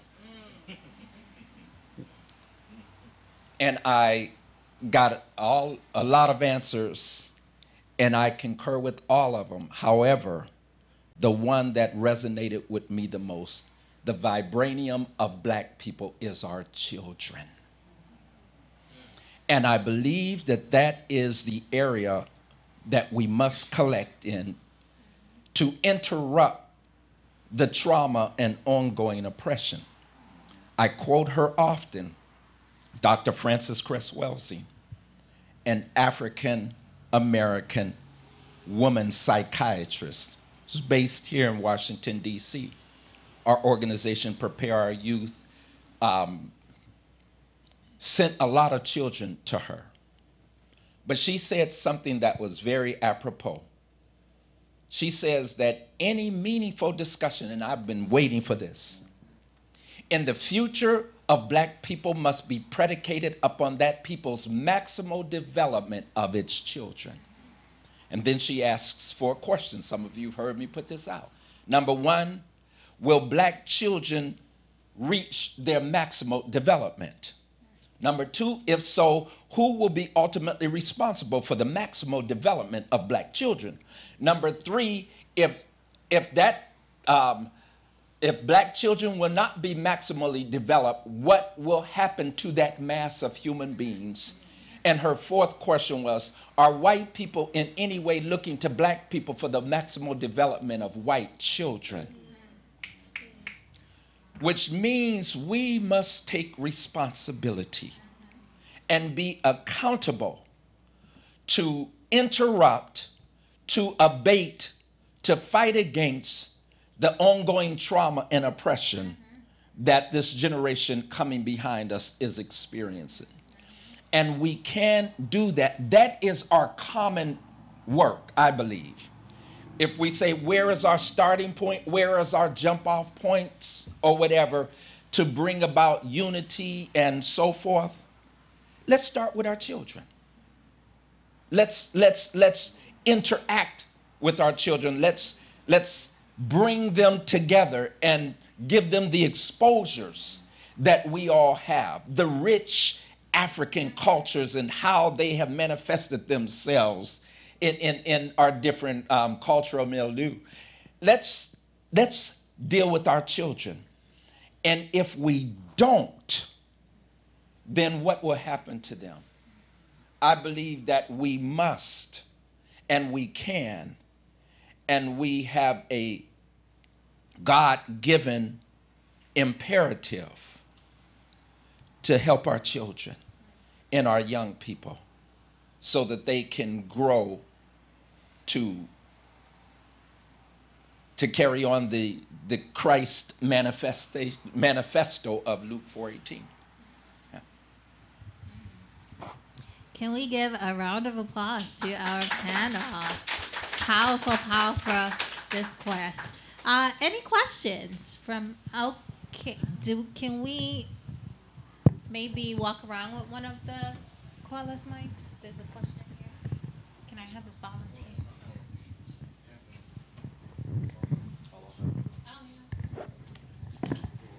You can come up to the mic. I don't know if I have a question so much as I have a lengthy comment. How lengthy? I'm sorry. But I think that everything that has been said here has some truth to it. But I think as a Christian, we need to understand that service to God takes precedent over everything else. Who we are as Christians takes precedence over who we are as a color. And I think that there hasn't been a focus on that enough. The Jamaican people were talking about, because of the fact that they were fighters against, or the revolutionary, why they're the way they are, and because other people are meek or whatever, that they're not as concerned about revolution as other people are. And I just want you to point to two people in the Bible who had that spirit, and when God took over, their spirit had to change. Moses was a fighter. He killed somebody in his zeal to protect his people. God did not want his people to be protected in that manner. He had to go in the wilderness, become meek. God said he was the meekest of men before he died. Before you can do anything for God in a revolutionary manner, you need to be controlled by God, and which means that your spirit has to be meek. The second one is Peter, who cut off the high priest's servant's ear in his zeal to protect Jesus. And Jesus had to tell him, that is not how I need you to fight, not with a sword. So we need to understand that everything that we want to do, it has to be aligned with Christ, because we are Christians, number one. So I just want to make that choice, point clear, and I want to know, in light of that, how do you want to proceed with the goals of empowering or revolutionizing, or making the fate of Black people better?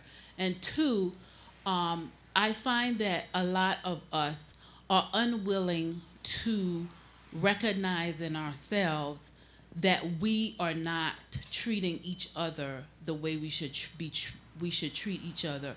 And before I would be willing to say you started a bank or you started some other business or whatever, and I saw that you were cheating on your wife, you don't take care of your kids, I really don't even care whatever else you have to say. If you're not doing that to your own family that you're in the house with, who you have chosen to be with, I really don't even care whatever else you have to say or whatever else you're doing to revolutionize the lives of black people.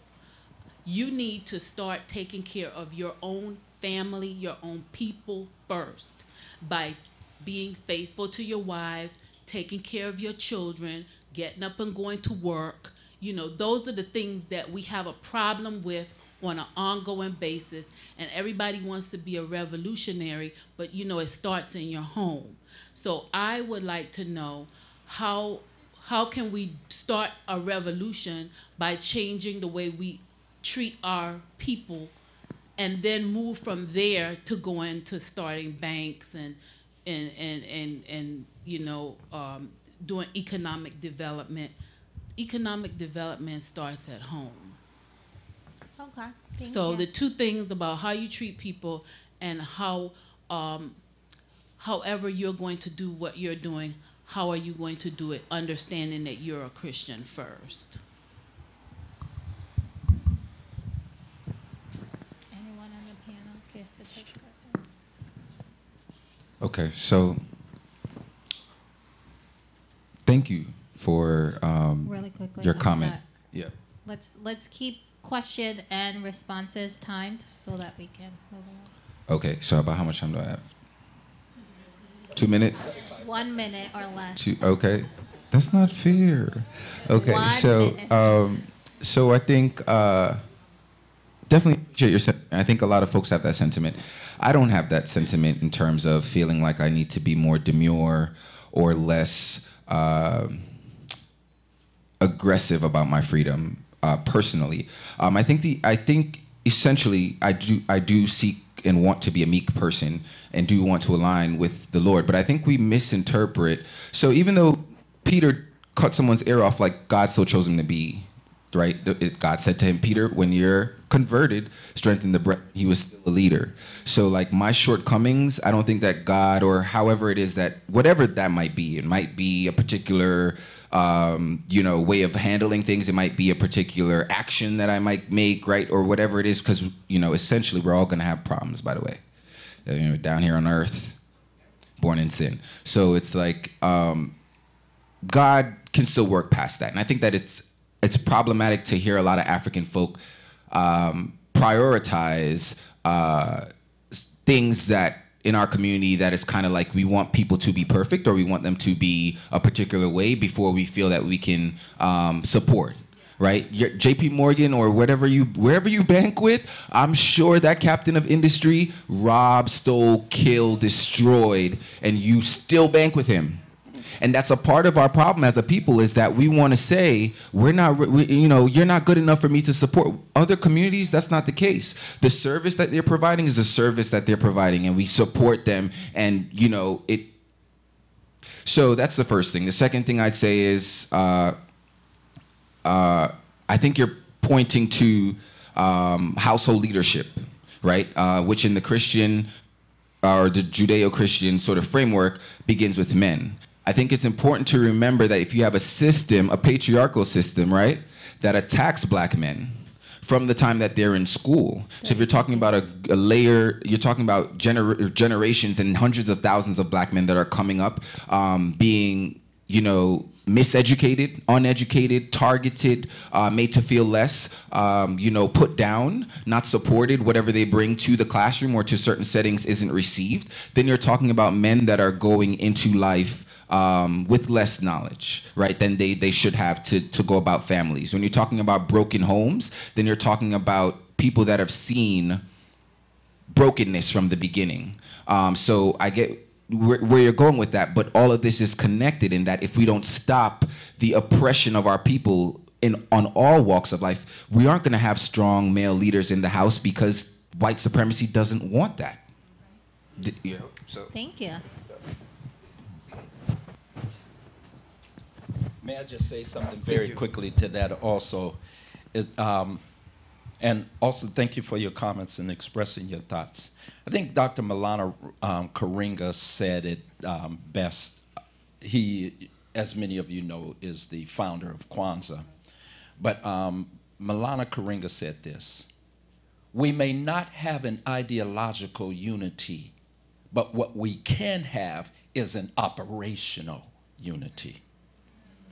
And so I really think that even though we may have diverse views and opinions on things, we can have an operational unity that moves forward instead of waiting until everything is in place. There can be things done simultaneously in the liberation of our people. And that is, I think, would probably be important. Malcolm X said it also. It says we don't have to haggle over the methods if we have some common objectives that we can work with. And so I think that's important, in addition to considering the whole process of doing something. Somebody said silence is not always golden. Sometimes it's merely yellow.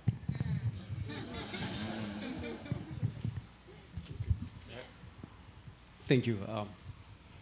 This is very interesting. Firstly, I grew up under what you call the apartheid system in South Africa. And I was part of the teenagers who fought for Mandela to be released from prison. That was during 1988, 89.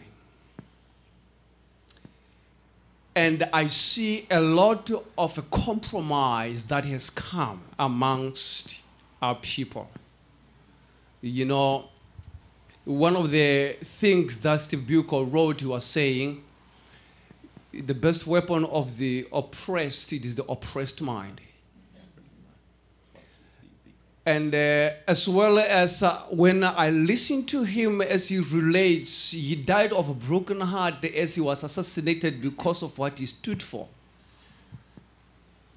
I'm talking about the politics now. And I look forward how, as Christians, of course, many understand that when, you know, of course, as is related, that the Bible was brought and the land was confiscated and left there. Until this day, my grandfather died 2007.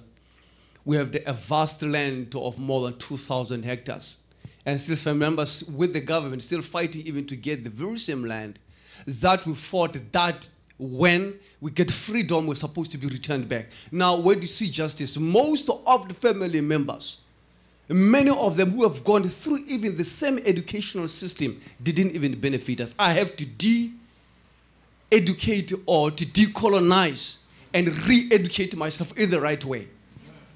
And when you're talking about an education, now, who wrote that education? Because it has been compromised and it has been written by someone who his intention and his system is to keep you colonized from the instruction that was given about 1804 even by the Pope Francis VIII, sending even those guys to the Caribbeans to colonize. He said, take away when you colonize, take it history, take it down. Confiscate all their history. Let them not know who they are. Any country go colonize them. Make sure that even introduce your own language. Take everything. And that has been continuous. And I sometimes sit here and think, and I said, we're sitting here and we are thinking, hey, wait a minute, how do we come out of the situation where we are? You know, talking about the unity, talking about the differences. Let's go back to education system. History has been compromised. And we can't stand for an example, a governing system, all in Africa. Look at the whole continent as it is. More than 90% of the platinum, of 50 whatever percent of gold, and 53% of the diamonds, and everything it is. But why are we even many coming here? Because we're struggling back in our countries. Why? Because our leaders have gone through a system of education that compromises the very same integrity, the very same people who are supposed to be ruling themselves. An example. When they came in, they said, no, don't educate their chiefs. Because we have all chiefs ruling our way. Take an ordinary man, make him educated, and let them rule over chiefs, finally, and see what is going to happen. Now, the focus of the nation, leave who their chief is. No chief will let people here suffer or oppress them. We'll make sure that they go, and they understand that. Said, no, put ordinary person, put them there, and we steal their system, and our governing system will take advantage over them. No matter what they do, because any education system to go through, whatever they have to learn, it is what we wrote, what we told them. Most of them, for an example, African American, when they said, no, sometimes we don't like Africans because you sold us, we are here. Who told you sold you? Who told you our ancestors sold you? Can you give a space? Who wrote that book that told you that you've been sold? Number one, can they give the chief or the names or the tribe of those who sold you? Is there any evidence? Where did you read it from? And it is the mind that has been set, and that as a result, it is what? Now, education system, it means the history needs to be corrected. Because we cannot go ahead with a situation where even in economy, when you go through economy, wait a minute. Our economic system has been set up so that continuously you pay or you advantage the European-centric system of how they do things. When are you going to develop ourselves? We're crying and said, no, most Africans, usually I sit with a brother and said, okay, we came here because we're looking for better, greener pastures. Now tell me, it is fine, you enjoy yourself. How more about the person who lives in that village without any hope because he's uneducated and no one cares about what does? Now, what is that uneducated mind going to do? Because there is nothing that is left for that person to read or to trace what to do. Everything has been taken away. And then we are sitting with a problem that we are saying, hey, we want to decolonize. We want to be free, and we are free. Free from what? From the system? You want to live better? Better out of what? And who makes those things better? And I believe we are sitting with a problem. For an example, we talk about 30 seconds. Sorry. Sorry. We have been talking about, for an example, among us. We have been disadvantaged even about our theological understanding. You have to understand, as an Adventist, growing up in South Africa, let me be honest. During the apartheid system, none of so-called even white ever said anything. Both a minister, a white and a black pastor will come. And they will do this. They will give a black pastor a bicycle. They will give a white pastor a car. Go and minister. And it doesn't talk about the same thing. While you were doing even the thing. For example, the same my wife, she was shocked. She's an American. And we were doing a missionary work back home in South Africa. And we ended up, because we couldn't reach a destination, we said we're going to worship in this town. Because we were traveling. And we saw a church, a white church. Because a black church was far away. And the white folks said, no, you cannot worship here. We worship under a tree while worshiping as the Adventists. And mind you, we are paying the tithe from the best union. Now, wait a minute. What are you telling me? You're paying your tithe. Are we paying tithe because we want to be the members of the Adventists, or we pay tithe because we want to benefit God's system, how we can take care of the poor? Most of the things we don't want, we are very sensitive about to talk about them. No, that's untouchable ground. But wait a minute, someone is dying right there because of the tithe. Right here, there's a man I went and I visited here in Takoma Park.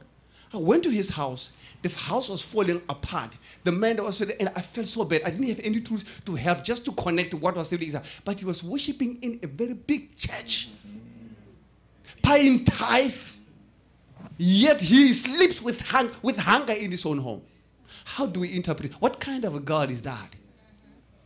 But in my own thinking, now our theological education has been compromised. We don't want to talk about it. Because in the first place, the tithing system, it is not even how it is it is because according to the structure, it has to be like that. Who said that? Are we following what the Bible, what the word of God is saying? And don't undermine them. I understand. A minister, I used to be paid off the tithe. Understand that? Now, we need to tackle issues accordingly. I'm saying, and I'm looking back, and I said, wait a minute. I know my time is over, but can I borrow one? You could borrow 30 There is a more lot. seconds. I only told about 3.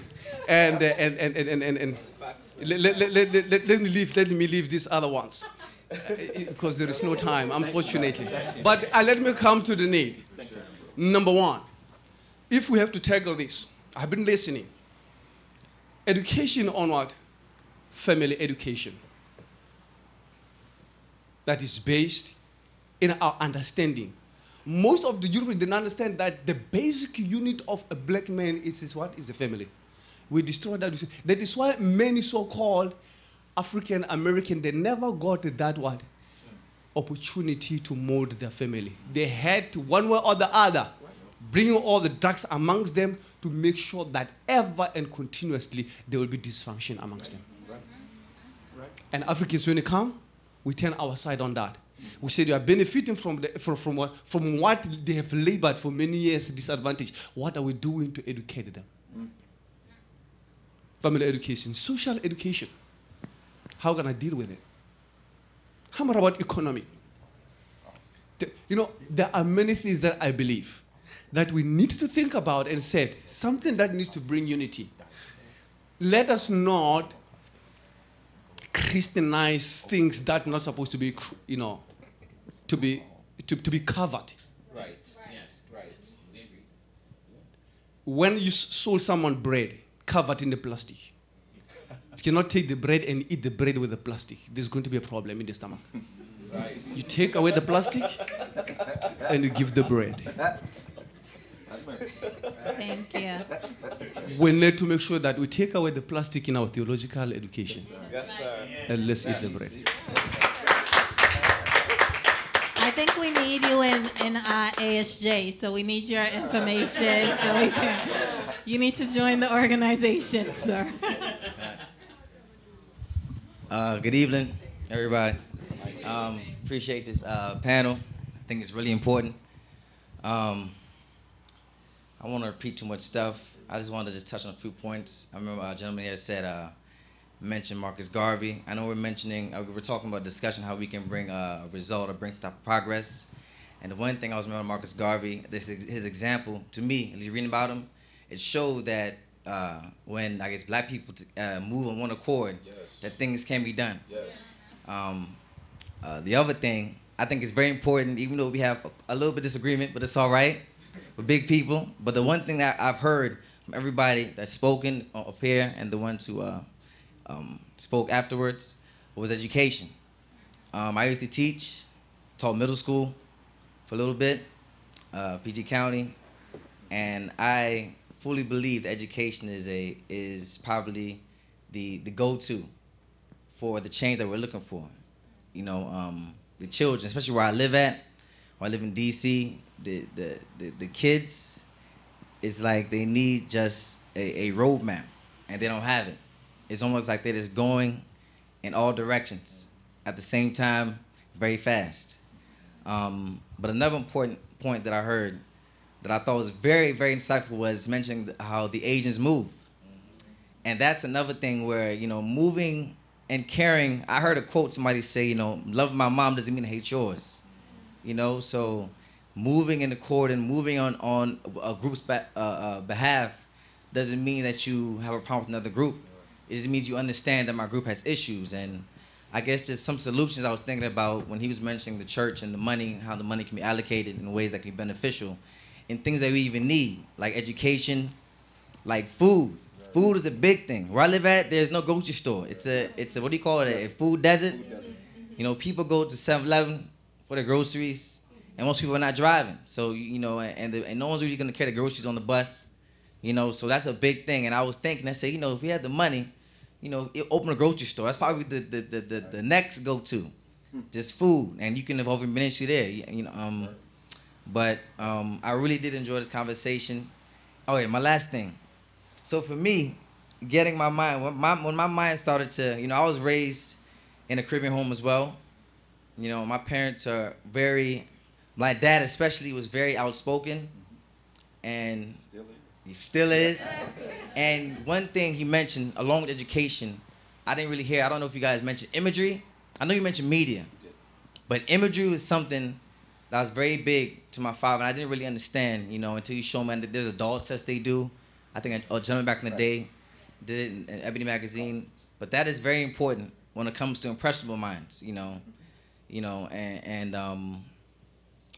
what was I gonna say? But yeah, in schools, up to even the college age, young people are always looking for ways.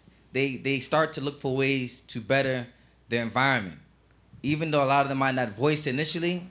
They want to first maybe help their friends out, help their mans out right around, but then they start to get enlightened based on what they see, and they start to really pay attention to what's going on, and they say, man, I could probably help some people back home, because some people might come from areas that don't have the opportunity to go out, and they realize when I go back home with this degree and this debt, and all my mans are like, yo, you made it big, and I'm like, you're like, no, I'm actually a lot poorer than you now, but I have a degree though, but I own money. But I feel like these type of discussions, which I think are so beneficial, should be kept more on a micro scale as well, like going to the smaller areas and going to schools, because they don't have these discussions. Like when I was in college, we didn't have discussions like this, at least as in a formal setting. Like we had them amongst ourselves, and I'm not saying we can try to start it, but just the resources. I'm saying just providing the resources as some ways to just to spread this type of movement, this type of thinking, because there's, like I said, there's a lot of young people who are about to go into the workforce.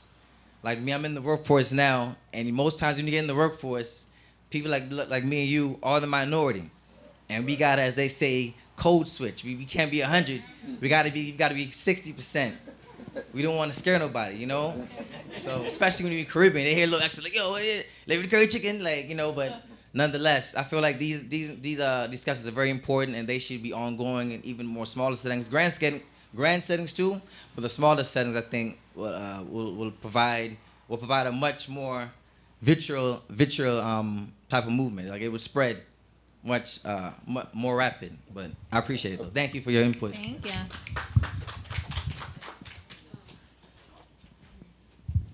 Good evening. I too want to echo what the others have said about this type of discussion, just having this outlet to be able to express certain things that we feel that sometimes we don't know how to express. One thing, though, that I know is that I know a lot of us have been indoctrinated sometimes even to look down on ourselves and one another. And I'm just wondering, in line with reconciliation, and our pastor has been preaching about reconciliation, how do we, as Black people, appreciate the differences amongst ourselves, first of all, because it's okay for it's one thing for somebody who is of a different persuasion to look at me and say, I don't know how to deal with you, I don't know how to associate with you. But it's more painful, I think, when people of the same color treat one another, badly in condescending ways. So how do we take the fight out there if we cannot internally work together? So how can we ensure that we are treating the diversity that we have among us as a thing of benefit, as opposed to using it, as a way to talk down on each other or treat one another bad? Because if we stay divided inside, there's no way that we're going to achieve that unity by somebody externally coming to do it for us. We have to achieve that unity here. We have to start in a small scale and then be able to go out there and you know, and then educate others. So it's really critical that we have that education here, that we overcome this indoctrination of, oh, if you come from this other place, you have this, you know, I can deal with you and all that. We have to find a way to overcome that, because when we do, then it becomes easier to be able to work together with other people out there. Real quick, I want to say, like, exposure is a very big part of this. I feel like, you know, many times we might know this one person, and our interaction with the one person from this country went wrong. Yeah. And so we take the instance of the one person and make it like the entire people, right? So I feel like exposure is like one of the ways to do this. Because, I mean, like, in Jamaica, I can think about like my community and ask how many people in my community who, as much as a Rastaman talks about Africa, ask them, how many Africans do you know? Right? I mean, even now, you know, not even to ask specific countries, but how many Africans do you know? Name an African. Have you ever met an African? No. But then, you know, you watch African movies and you see certain things and you hear certain conversation about African people, and then, you know, those things, I mean, it can go either way. Sometimes you have an over-idealized image, and other times it's a very, a very stereotypical image of who this person is. So I feel like, you know, those of us who are in the U.S. who have the opportunity of mixing more and, you know, with other people, other black people from other countries, I think, you know, compared to those from, like, my community back in Jamaica, who've never met anyone from the continent. I think that there's a greater chance here of working towards cohesion than there. And, you know, I don't know how the exposure is going to work because it takes money. But I feel like even with social media, technology, we have to really find some way to... I mean, I used to do this pen pal thing in primary school. But then I just thought about it, like, all our pen pals were like white folks in the U.S. But that's something else. So we have to, you know, yeah, so it's still a question to find, like, creative ways of, like, trying to meet each other and affirm our differences. It's hard because we have prejudicial minds. I feel like because of sin, that's our default mindset, and we have to actively work against it to, you know, be able to embrace the diversity among us.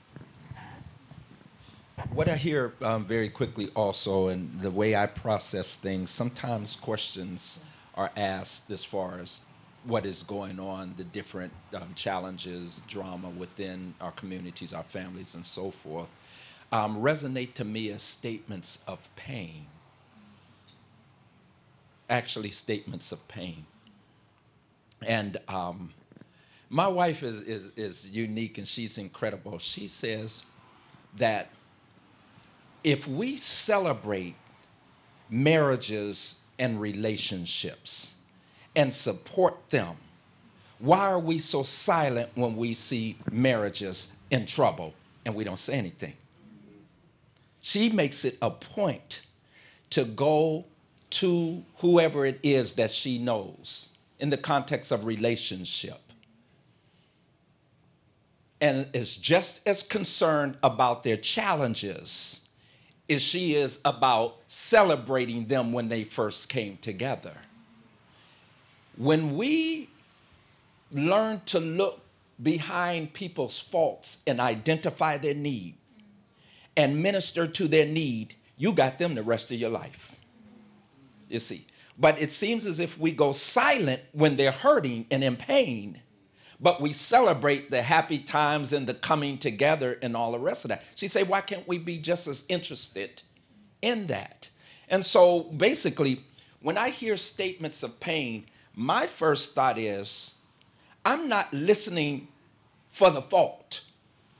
I'm listening for the need. And if I can minister in some way, or somebody who's in relationship with them who has their ear or relationship can assist in ministering to the need, then we become part of the solution and not part of the problem. But a lot of times, statements of pain are seriously personal. Yeah, and project it publicly. And we need to have the discernment to know that this is not just issues that we're having and so forth, a drama and so forth. There are real needs behind this. And can we identify the appropriate resources? I am pushing something now, my book I'm writing for black men called Black Men Interrupted. This is my second book for black men, but I'm pushing something now, and I'll share a little bit more at another time. But this is my premise as far as black men are concerned, is that all that we go through, and it's not discounting our black women at all, because you go through a lot more. You got that sexism on top of all of the stuff that black men deal with too. Patriarchy, misogyny, and so forth. But I am suggesting that every black man, including myself, needs to talk to somebody, psychiatrist, psychologist, counselor, at least once a quarter. Now, I've gotten serious pushback.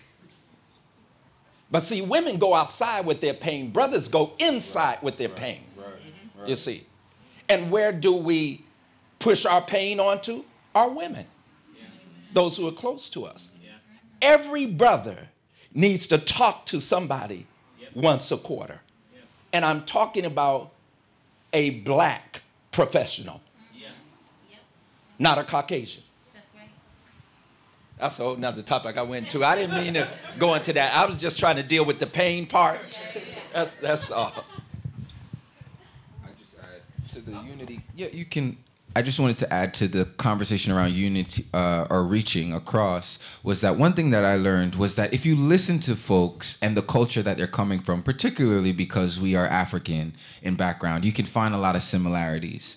And so it's kind of like there's this idea that we're so very different, but it's not really the case. It's just through different iterations and different sort of legacies. So like even if you look at like Jamaicans and Antiguans, right, we see that they're like from similar tribes, which are like similar to Ghanaian folks, right? We have a similar sort of tribe, right? And folks will tell themselves, oh, I don't like Ghanaians, but you're Ghanaian.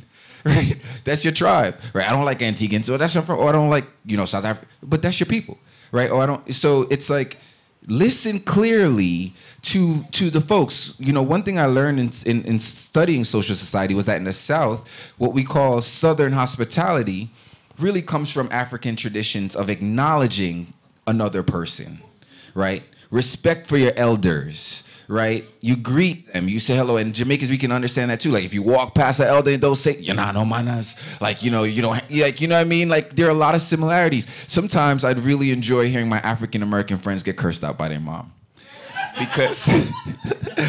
Because as a Jamaican, like I get cursed, my parents come at me in patois. So it's like, initially, it's funny to them to hear me get yelled at too, because it's like they can understand what's happening, but it's like in a different way, So it's like it's different. So they like can joke because they know your parent is going off on you, but it's different. So when I hear their parents talk to them, it's no different than how some of our like parents and aunties talk to us. When we talk about aunties and community, family, like that's how African people are. It's a village. Yeah, and like the yard thing, that's the compound thing that would be in Africa. Yeah, or like, your crib or however, there's a lot of similarities. You just have to look for them because they're not going to be in the Anglo language.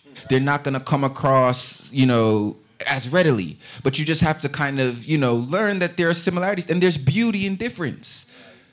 Like, that's the most fascinating, and one of the most fascinating things to me about God, he didn't just make one of anything. Like, there isn't just one type of cat. There isn't just one sort of fish. There isn't even sort of one sort of dolphin. Like, there is such beauty in the diversity of who we are.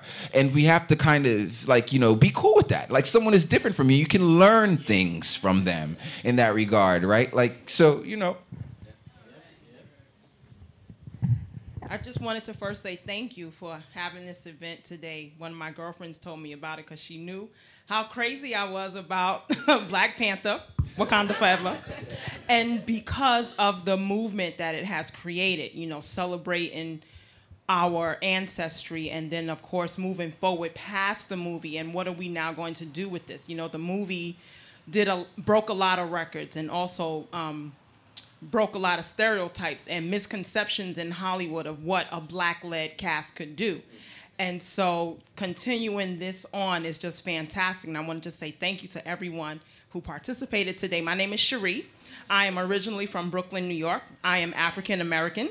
I was born and raised here. My ancestors, drug here. And so, you guys were talking about the experiences of, like you said, the Americans said to you, like, did you live, on the farm or in the yard, and what was the dirt like, and all this kind of stuff. And I had that kind of experience growing up in Brooklyn, where my first exposure to people from the Caribbean was in Queens, and again, thought they were all the same, and at one point, couldn't stand any of them. And it mainly came from them saying, Black Americans are lazy. Y'all don't want to do nothing. So I developed this kind of hate towards them.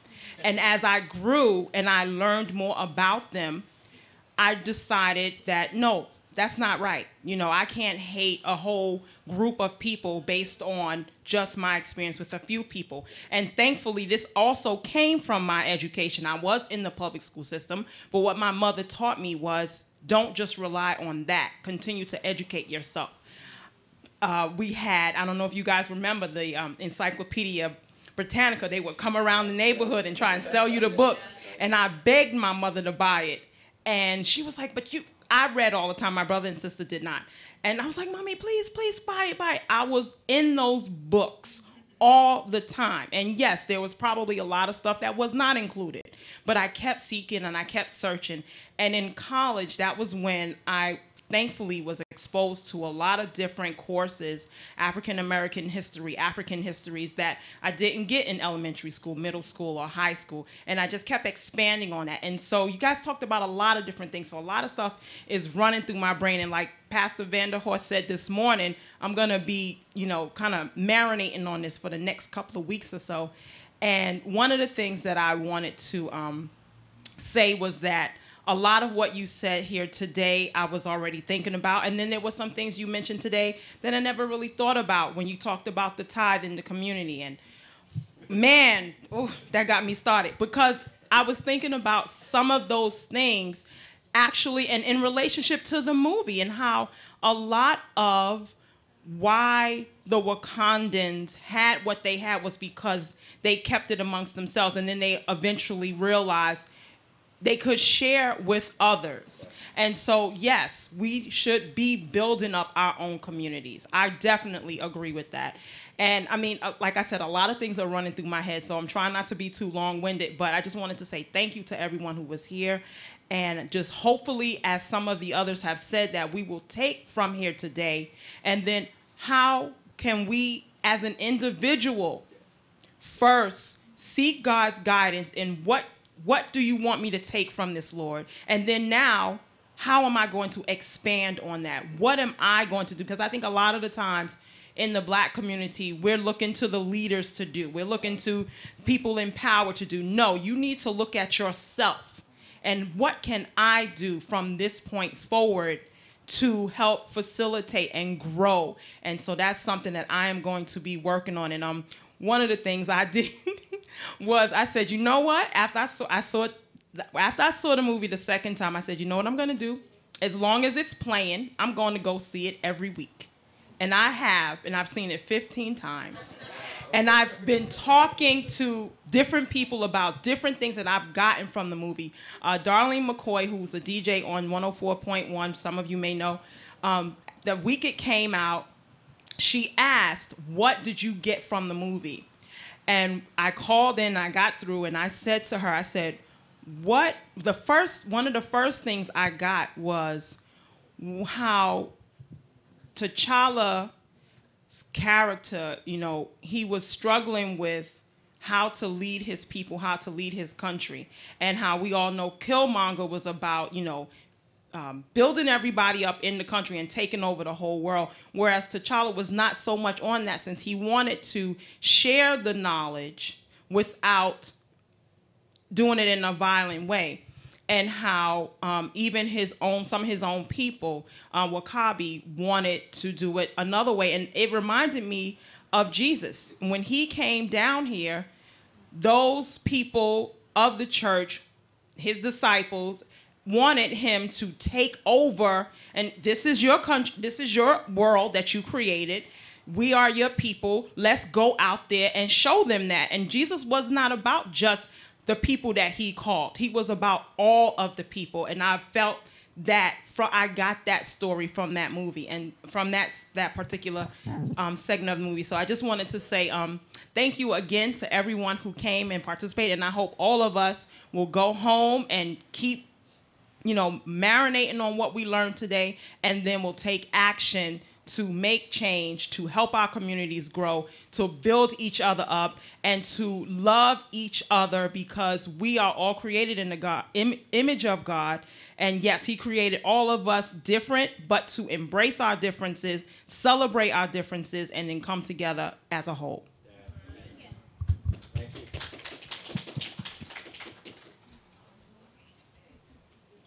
Hello. Hi, I'm Lachey. I just want to first say thank you guys so much for this conversation. It's amazing. I'm very, very excited about what's being said here.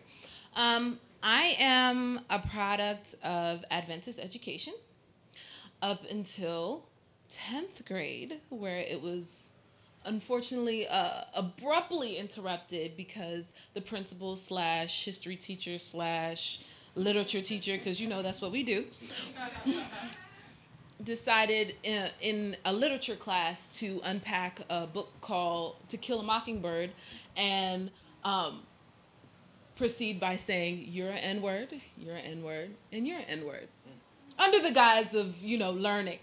Unfortunately, that school was quickly shut down, and so, my mother was a very big part of that exodus that happened, moving me as well as several other black students out of a very predominantly white institution.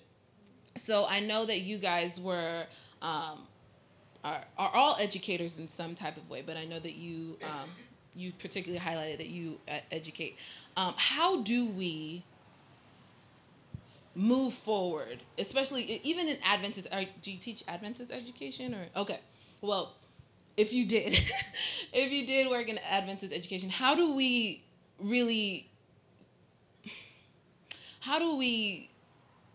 focus on the miseducation, of course, in that space? I feel like, along with, of course, the big separation between white conference and the black conference, it's prevalent everywhere, but in the South, in Georgia, it's very, very, prominent and well-known, and everybody knows about it.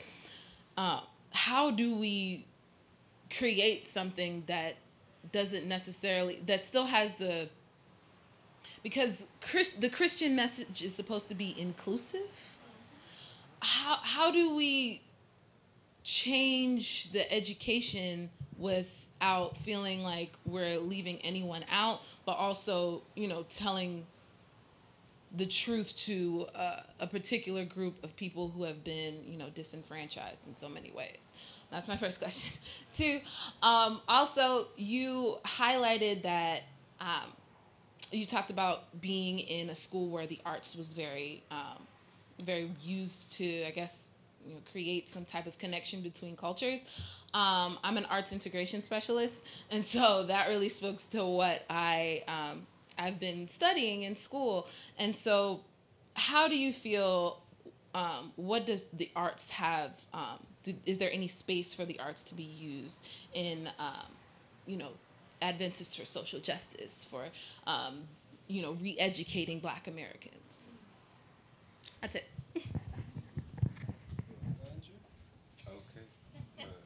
All right. So I think so. Interestingly enough, I'd say in order for that type of learning to take place, and I think the South African brother was mentioning also about the importance of education and looking into who wrote what and why does it matter. But I think it's also important, like the Anglo conformity, we have to just part with it. We just have to simply disengage. We just have to simply say that this is no longer going to be our standard.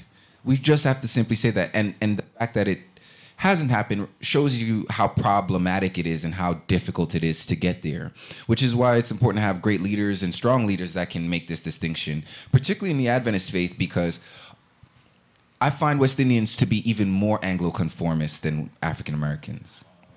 And that's the sort of the bitter truth, in, is that, yeah, we are, because we haven't had to wrestle with them face to face in the whole nine of Jim Crow and, all the ways that they, try to take down our African American brothers, we are almost very comfortable with Anglo-conformity. And it's also because we have British background. And like British folk look up, stick our nose up on Americans, so like West Indians do the same. It's not just like a black American thing. It's just like with British background, you stick your nose up on American ways of being, or table manners, or whatever it is. So I think that because we have such a heavy proportion of West Indians in the faith, challenging the Anglo-conformity becomes hard because we still cling to that even in our nations. So it's so I feel like there is that even in terms of language. We have like a conversation about whether POTS was really a language or not, right? In like these spaces. I mean, that happens in America as well, but the Anglo-conformity is thick in our spaces as it pertains to facing outward. Inward, we're cool with our culture, and we know that we have it home, and we ride it out, and we enjoy it. But facing outward, we do the Anglo-conformity bit. So there's some work that probably can be done there. Right. And so earlier on, I mentioned the whole problem of the epistemological framework. And I'm really harping at that because how knowledge is produced, how knowledge is validated, legitimated, those are things that are functions of power. Right? So what ends up in your textbook is a result of the people with power. What comes as truth, and we like to say, oh, this is just a truth. And I'm thinking even more so about like theological positions. What we say, this is a truth. This doctrine is correct, and it's law, blah, blah, blah. All of that is really, these kind of back and forth between... how do I put it? Between power brokers, essentially. I don't think I can put it simpler than that. And so what is packaged to you as truth, that's what it is. So, I mean, we think it is something that cannot be challenged. It's something that's always true and have always existed to be true. It's God-given truth, but it's not. So, these things, so truth itself and knowledge is socially and politically constructed. And I don't think many of us have gotten that. So when we teach even the so-called, let's say, natural sciences or physical sciences, we accept like the laws of physics or the laws of mathematics as truth, not realizing that these things come out of discursive practices. And, it's like a self-sustaining framework, because once you establish that A is so, then naturally it will follow that everything that is derived from A will be true. But then the question is, was A ever true? Right? And so, these things, we work and we say, how can you say that? Because in medical science, this work and that work. Yes, fine, but yes, it works doesn't mean that it was the only thing that could work. And so we've had the sort of dismissal of, let's say, Afrocentric epistemologists, for example, in preference to Eurocentric models. And so what I found, particularly in my exposure to Adventist education, having gone to SDA University for 4 years and got a bachelor's degree, is that I was utterly shocked that it took me coming to the United States of America, to a predominantly white institution, to know that there was such a thing as Caribbean theology, meaning a critical reflection on Caribbean people, their histories, and their social context within a theological framework. Never heard of it in Jamaica.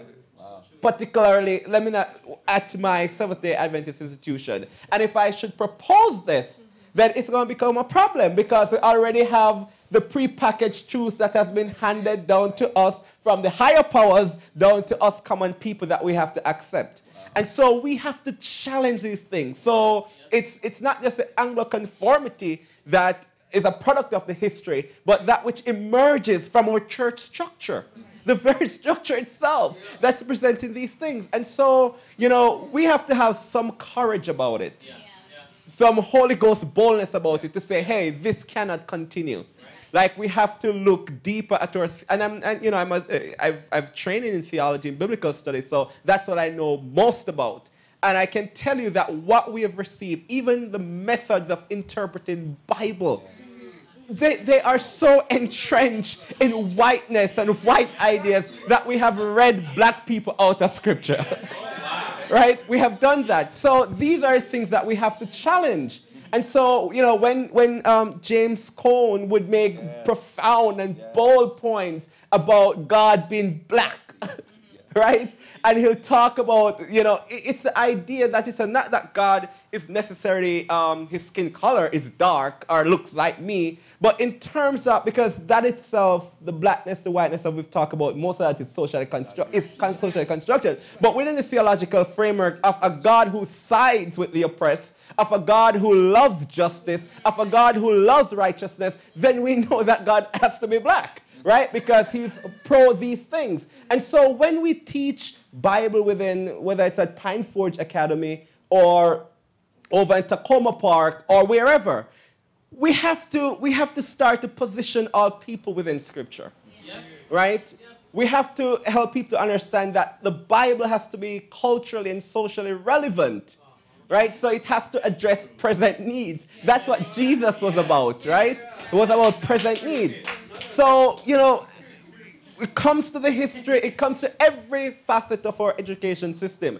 And then we know that within the church that there's an education committee at the General Conference. There are different versions at the union, the division and the union levels. And so these people have to have this kind of consciousness. But I'm not hopeful because the constitution of these power structures is mostly white folks.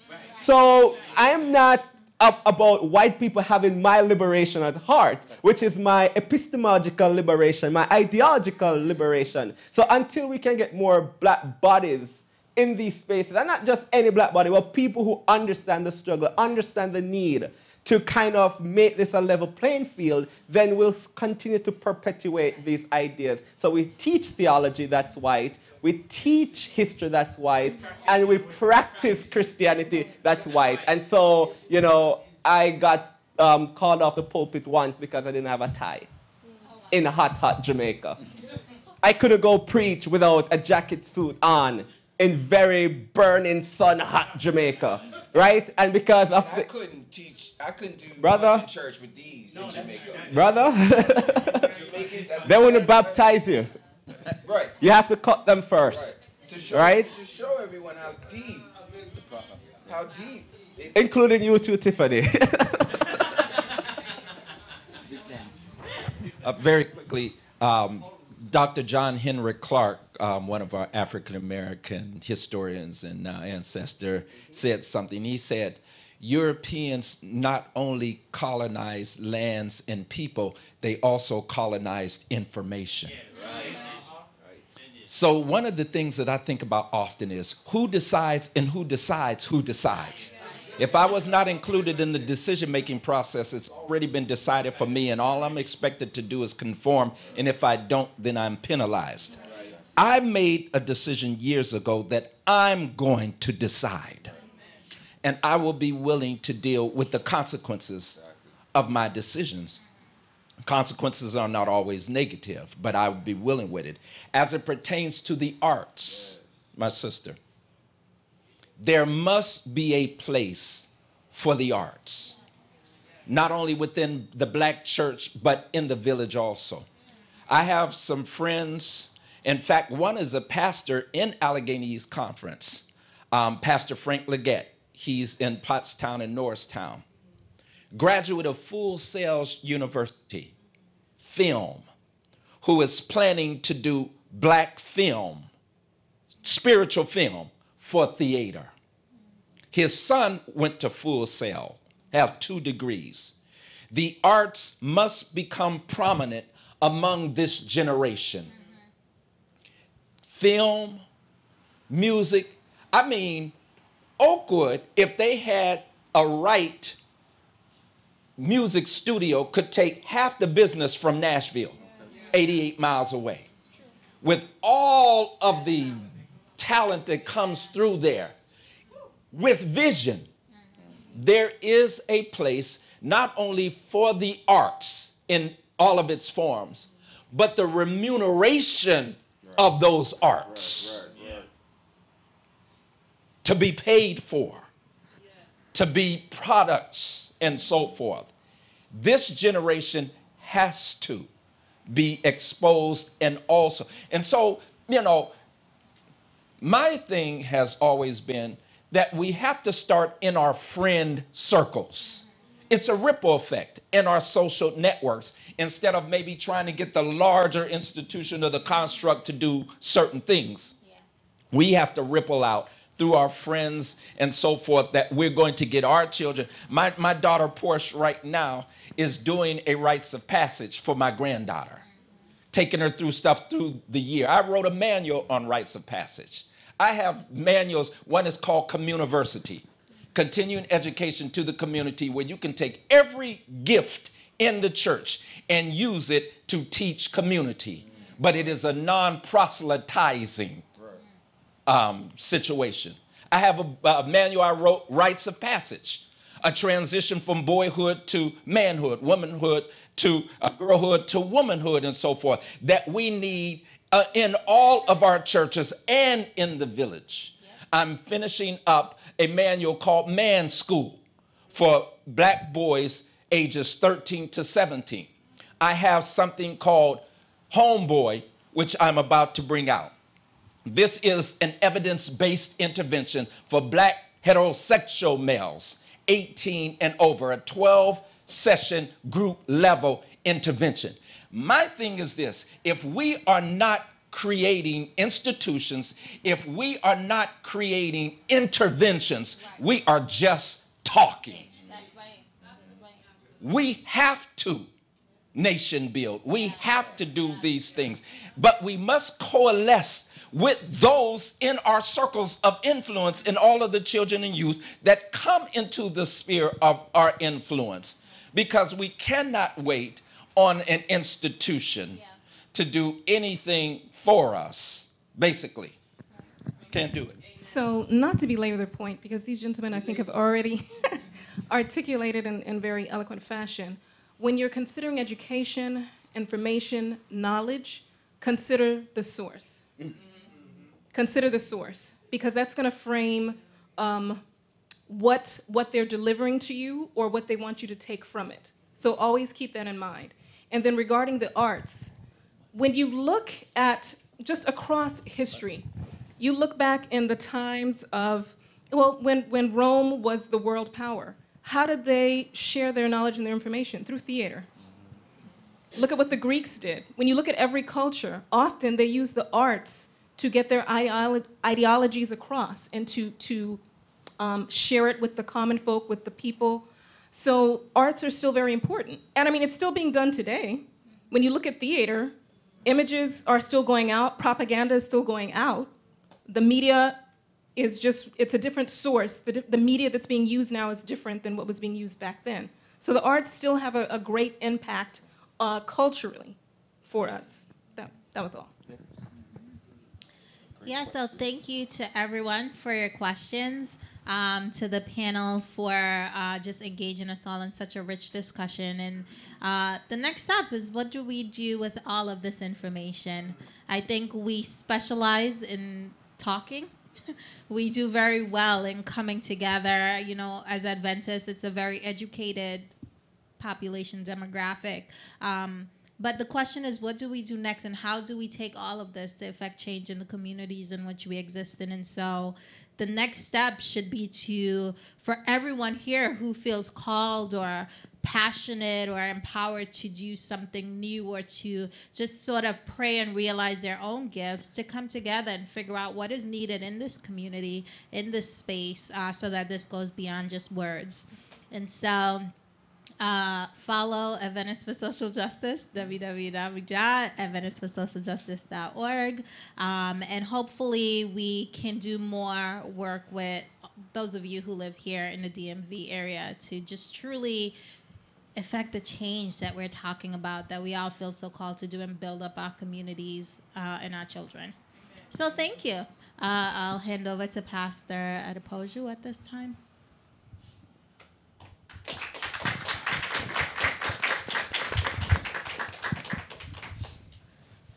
So we just want to thank everyone for coming out today. One of the things that I really want to stress is that this right here is Adventism. And one of the things that we don't understand is that because we don't expose ourselves to other people, that we don't hear all these different voices, we don't hear all these different perspectives. And one of the reasons why we started this thing is so that people can get out of their niche and hear what's actually happening in Adventism. And so as we hear these different ideologies, we hear these different voices, we have to come to a point where we really start listening to each other, start building relationships with each other, and start growing together instead of growing in our separate pockets and our separate demographics. And so I'm glad that there was a difference of opinion here, because guess what? That's how we grow. When there's friction, that's how we grow. And so I want to thank all the panelists once again. Let's give them a round of applause for coming up here and sharing your perspectives on this issue. Now, sorry. Oh, yeah. So, honestly, when we said Death to the Ism series, we wanted to say racism to another time, but now that I'm learning, everything's intermingled, but we will actually have a more detailed discussion on that. But we just want to thank you guys for everything and thank everyone who tuned in to watch. One more thing before we dismiss and I do closing prayer. We just want to really encourage everyone to come out tomorrow as well. We will be having a brunch and learn with Dr. Namata Blyden, and she's from George Washington University, and she'll continue this discussion with us as well. So really, after you've heard everything that you've heard here, I want everyone to go back, reflect, and pray about it. Because one of the things that we need to understand is that there is so much happening in our world and in our church that we haven't been exposed to, and we really need to get God's guidance on how to move forward in our denomination and as people. And so, if all of you will bow your hands with, 11 o'clock. Sorry, the brunch and learn will be at 11 o'clock. And I've been reminded by my clerk that God bless her. These programs that we have, they do take money to have. Amen. And so we would be more than happy and more than in gratitude if you would leave a donation in the donation box that's right by the door. So if you've been feel moved, if you want to continue this conversation, like I said, we're talking about sexism next, and that's in August. So if you want to keep enjoying these discussions and coming together, please, help support us as we try to open up our church to these topics and to grow together in Christ. Let us pray. Dear Heavenly Father, Lord, we thank you so much for just bringing us here today. We thank you for the Sabbath day. We thank you for the minds that you've given us and all the perspectives that were shown today. Father, we just thank you for the fact that even amidst the oppression, Lord, you are still God. You are still in control, Father. And so we lift all these cares up to you, Father, because we can talk about solution. But Lord, only you know solutions that will actually solve these problems, Father. So we want to just keep our focus and look to you, Lord, for the solution, Lord. But help us not to be silent on these issues. Help us not to ignore these issues. But Lord, help us to be at the forefront, to confront these things, to discuss and to grow together in you, Lord. We thank you and we love you. Please grant everyone here safe traveling mercy back home. In Jesus' name we pray. Amen. You are dismissed. Thank you all for coming. To integrate your work into the curriculum. Yeah, I think that would be something maybe in ASJ that we can push for. Because if that work is already, if you've done that, you have like... Yeah, basically, well, I'm almost at the point of copyright now and so forth, but yeah, thank you. Yes.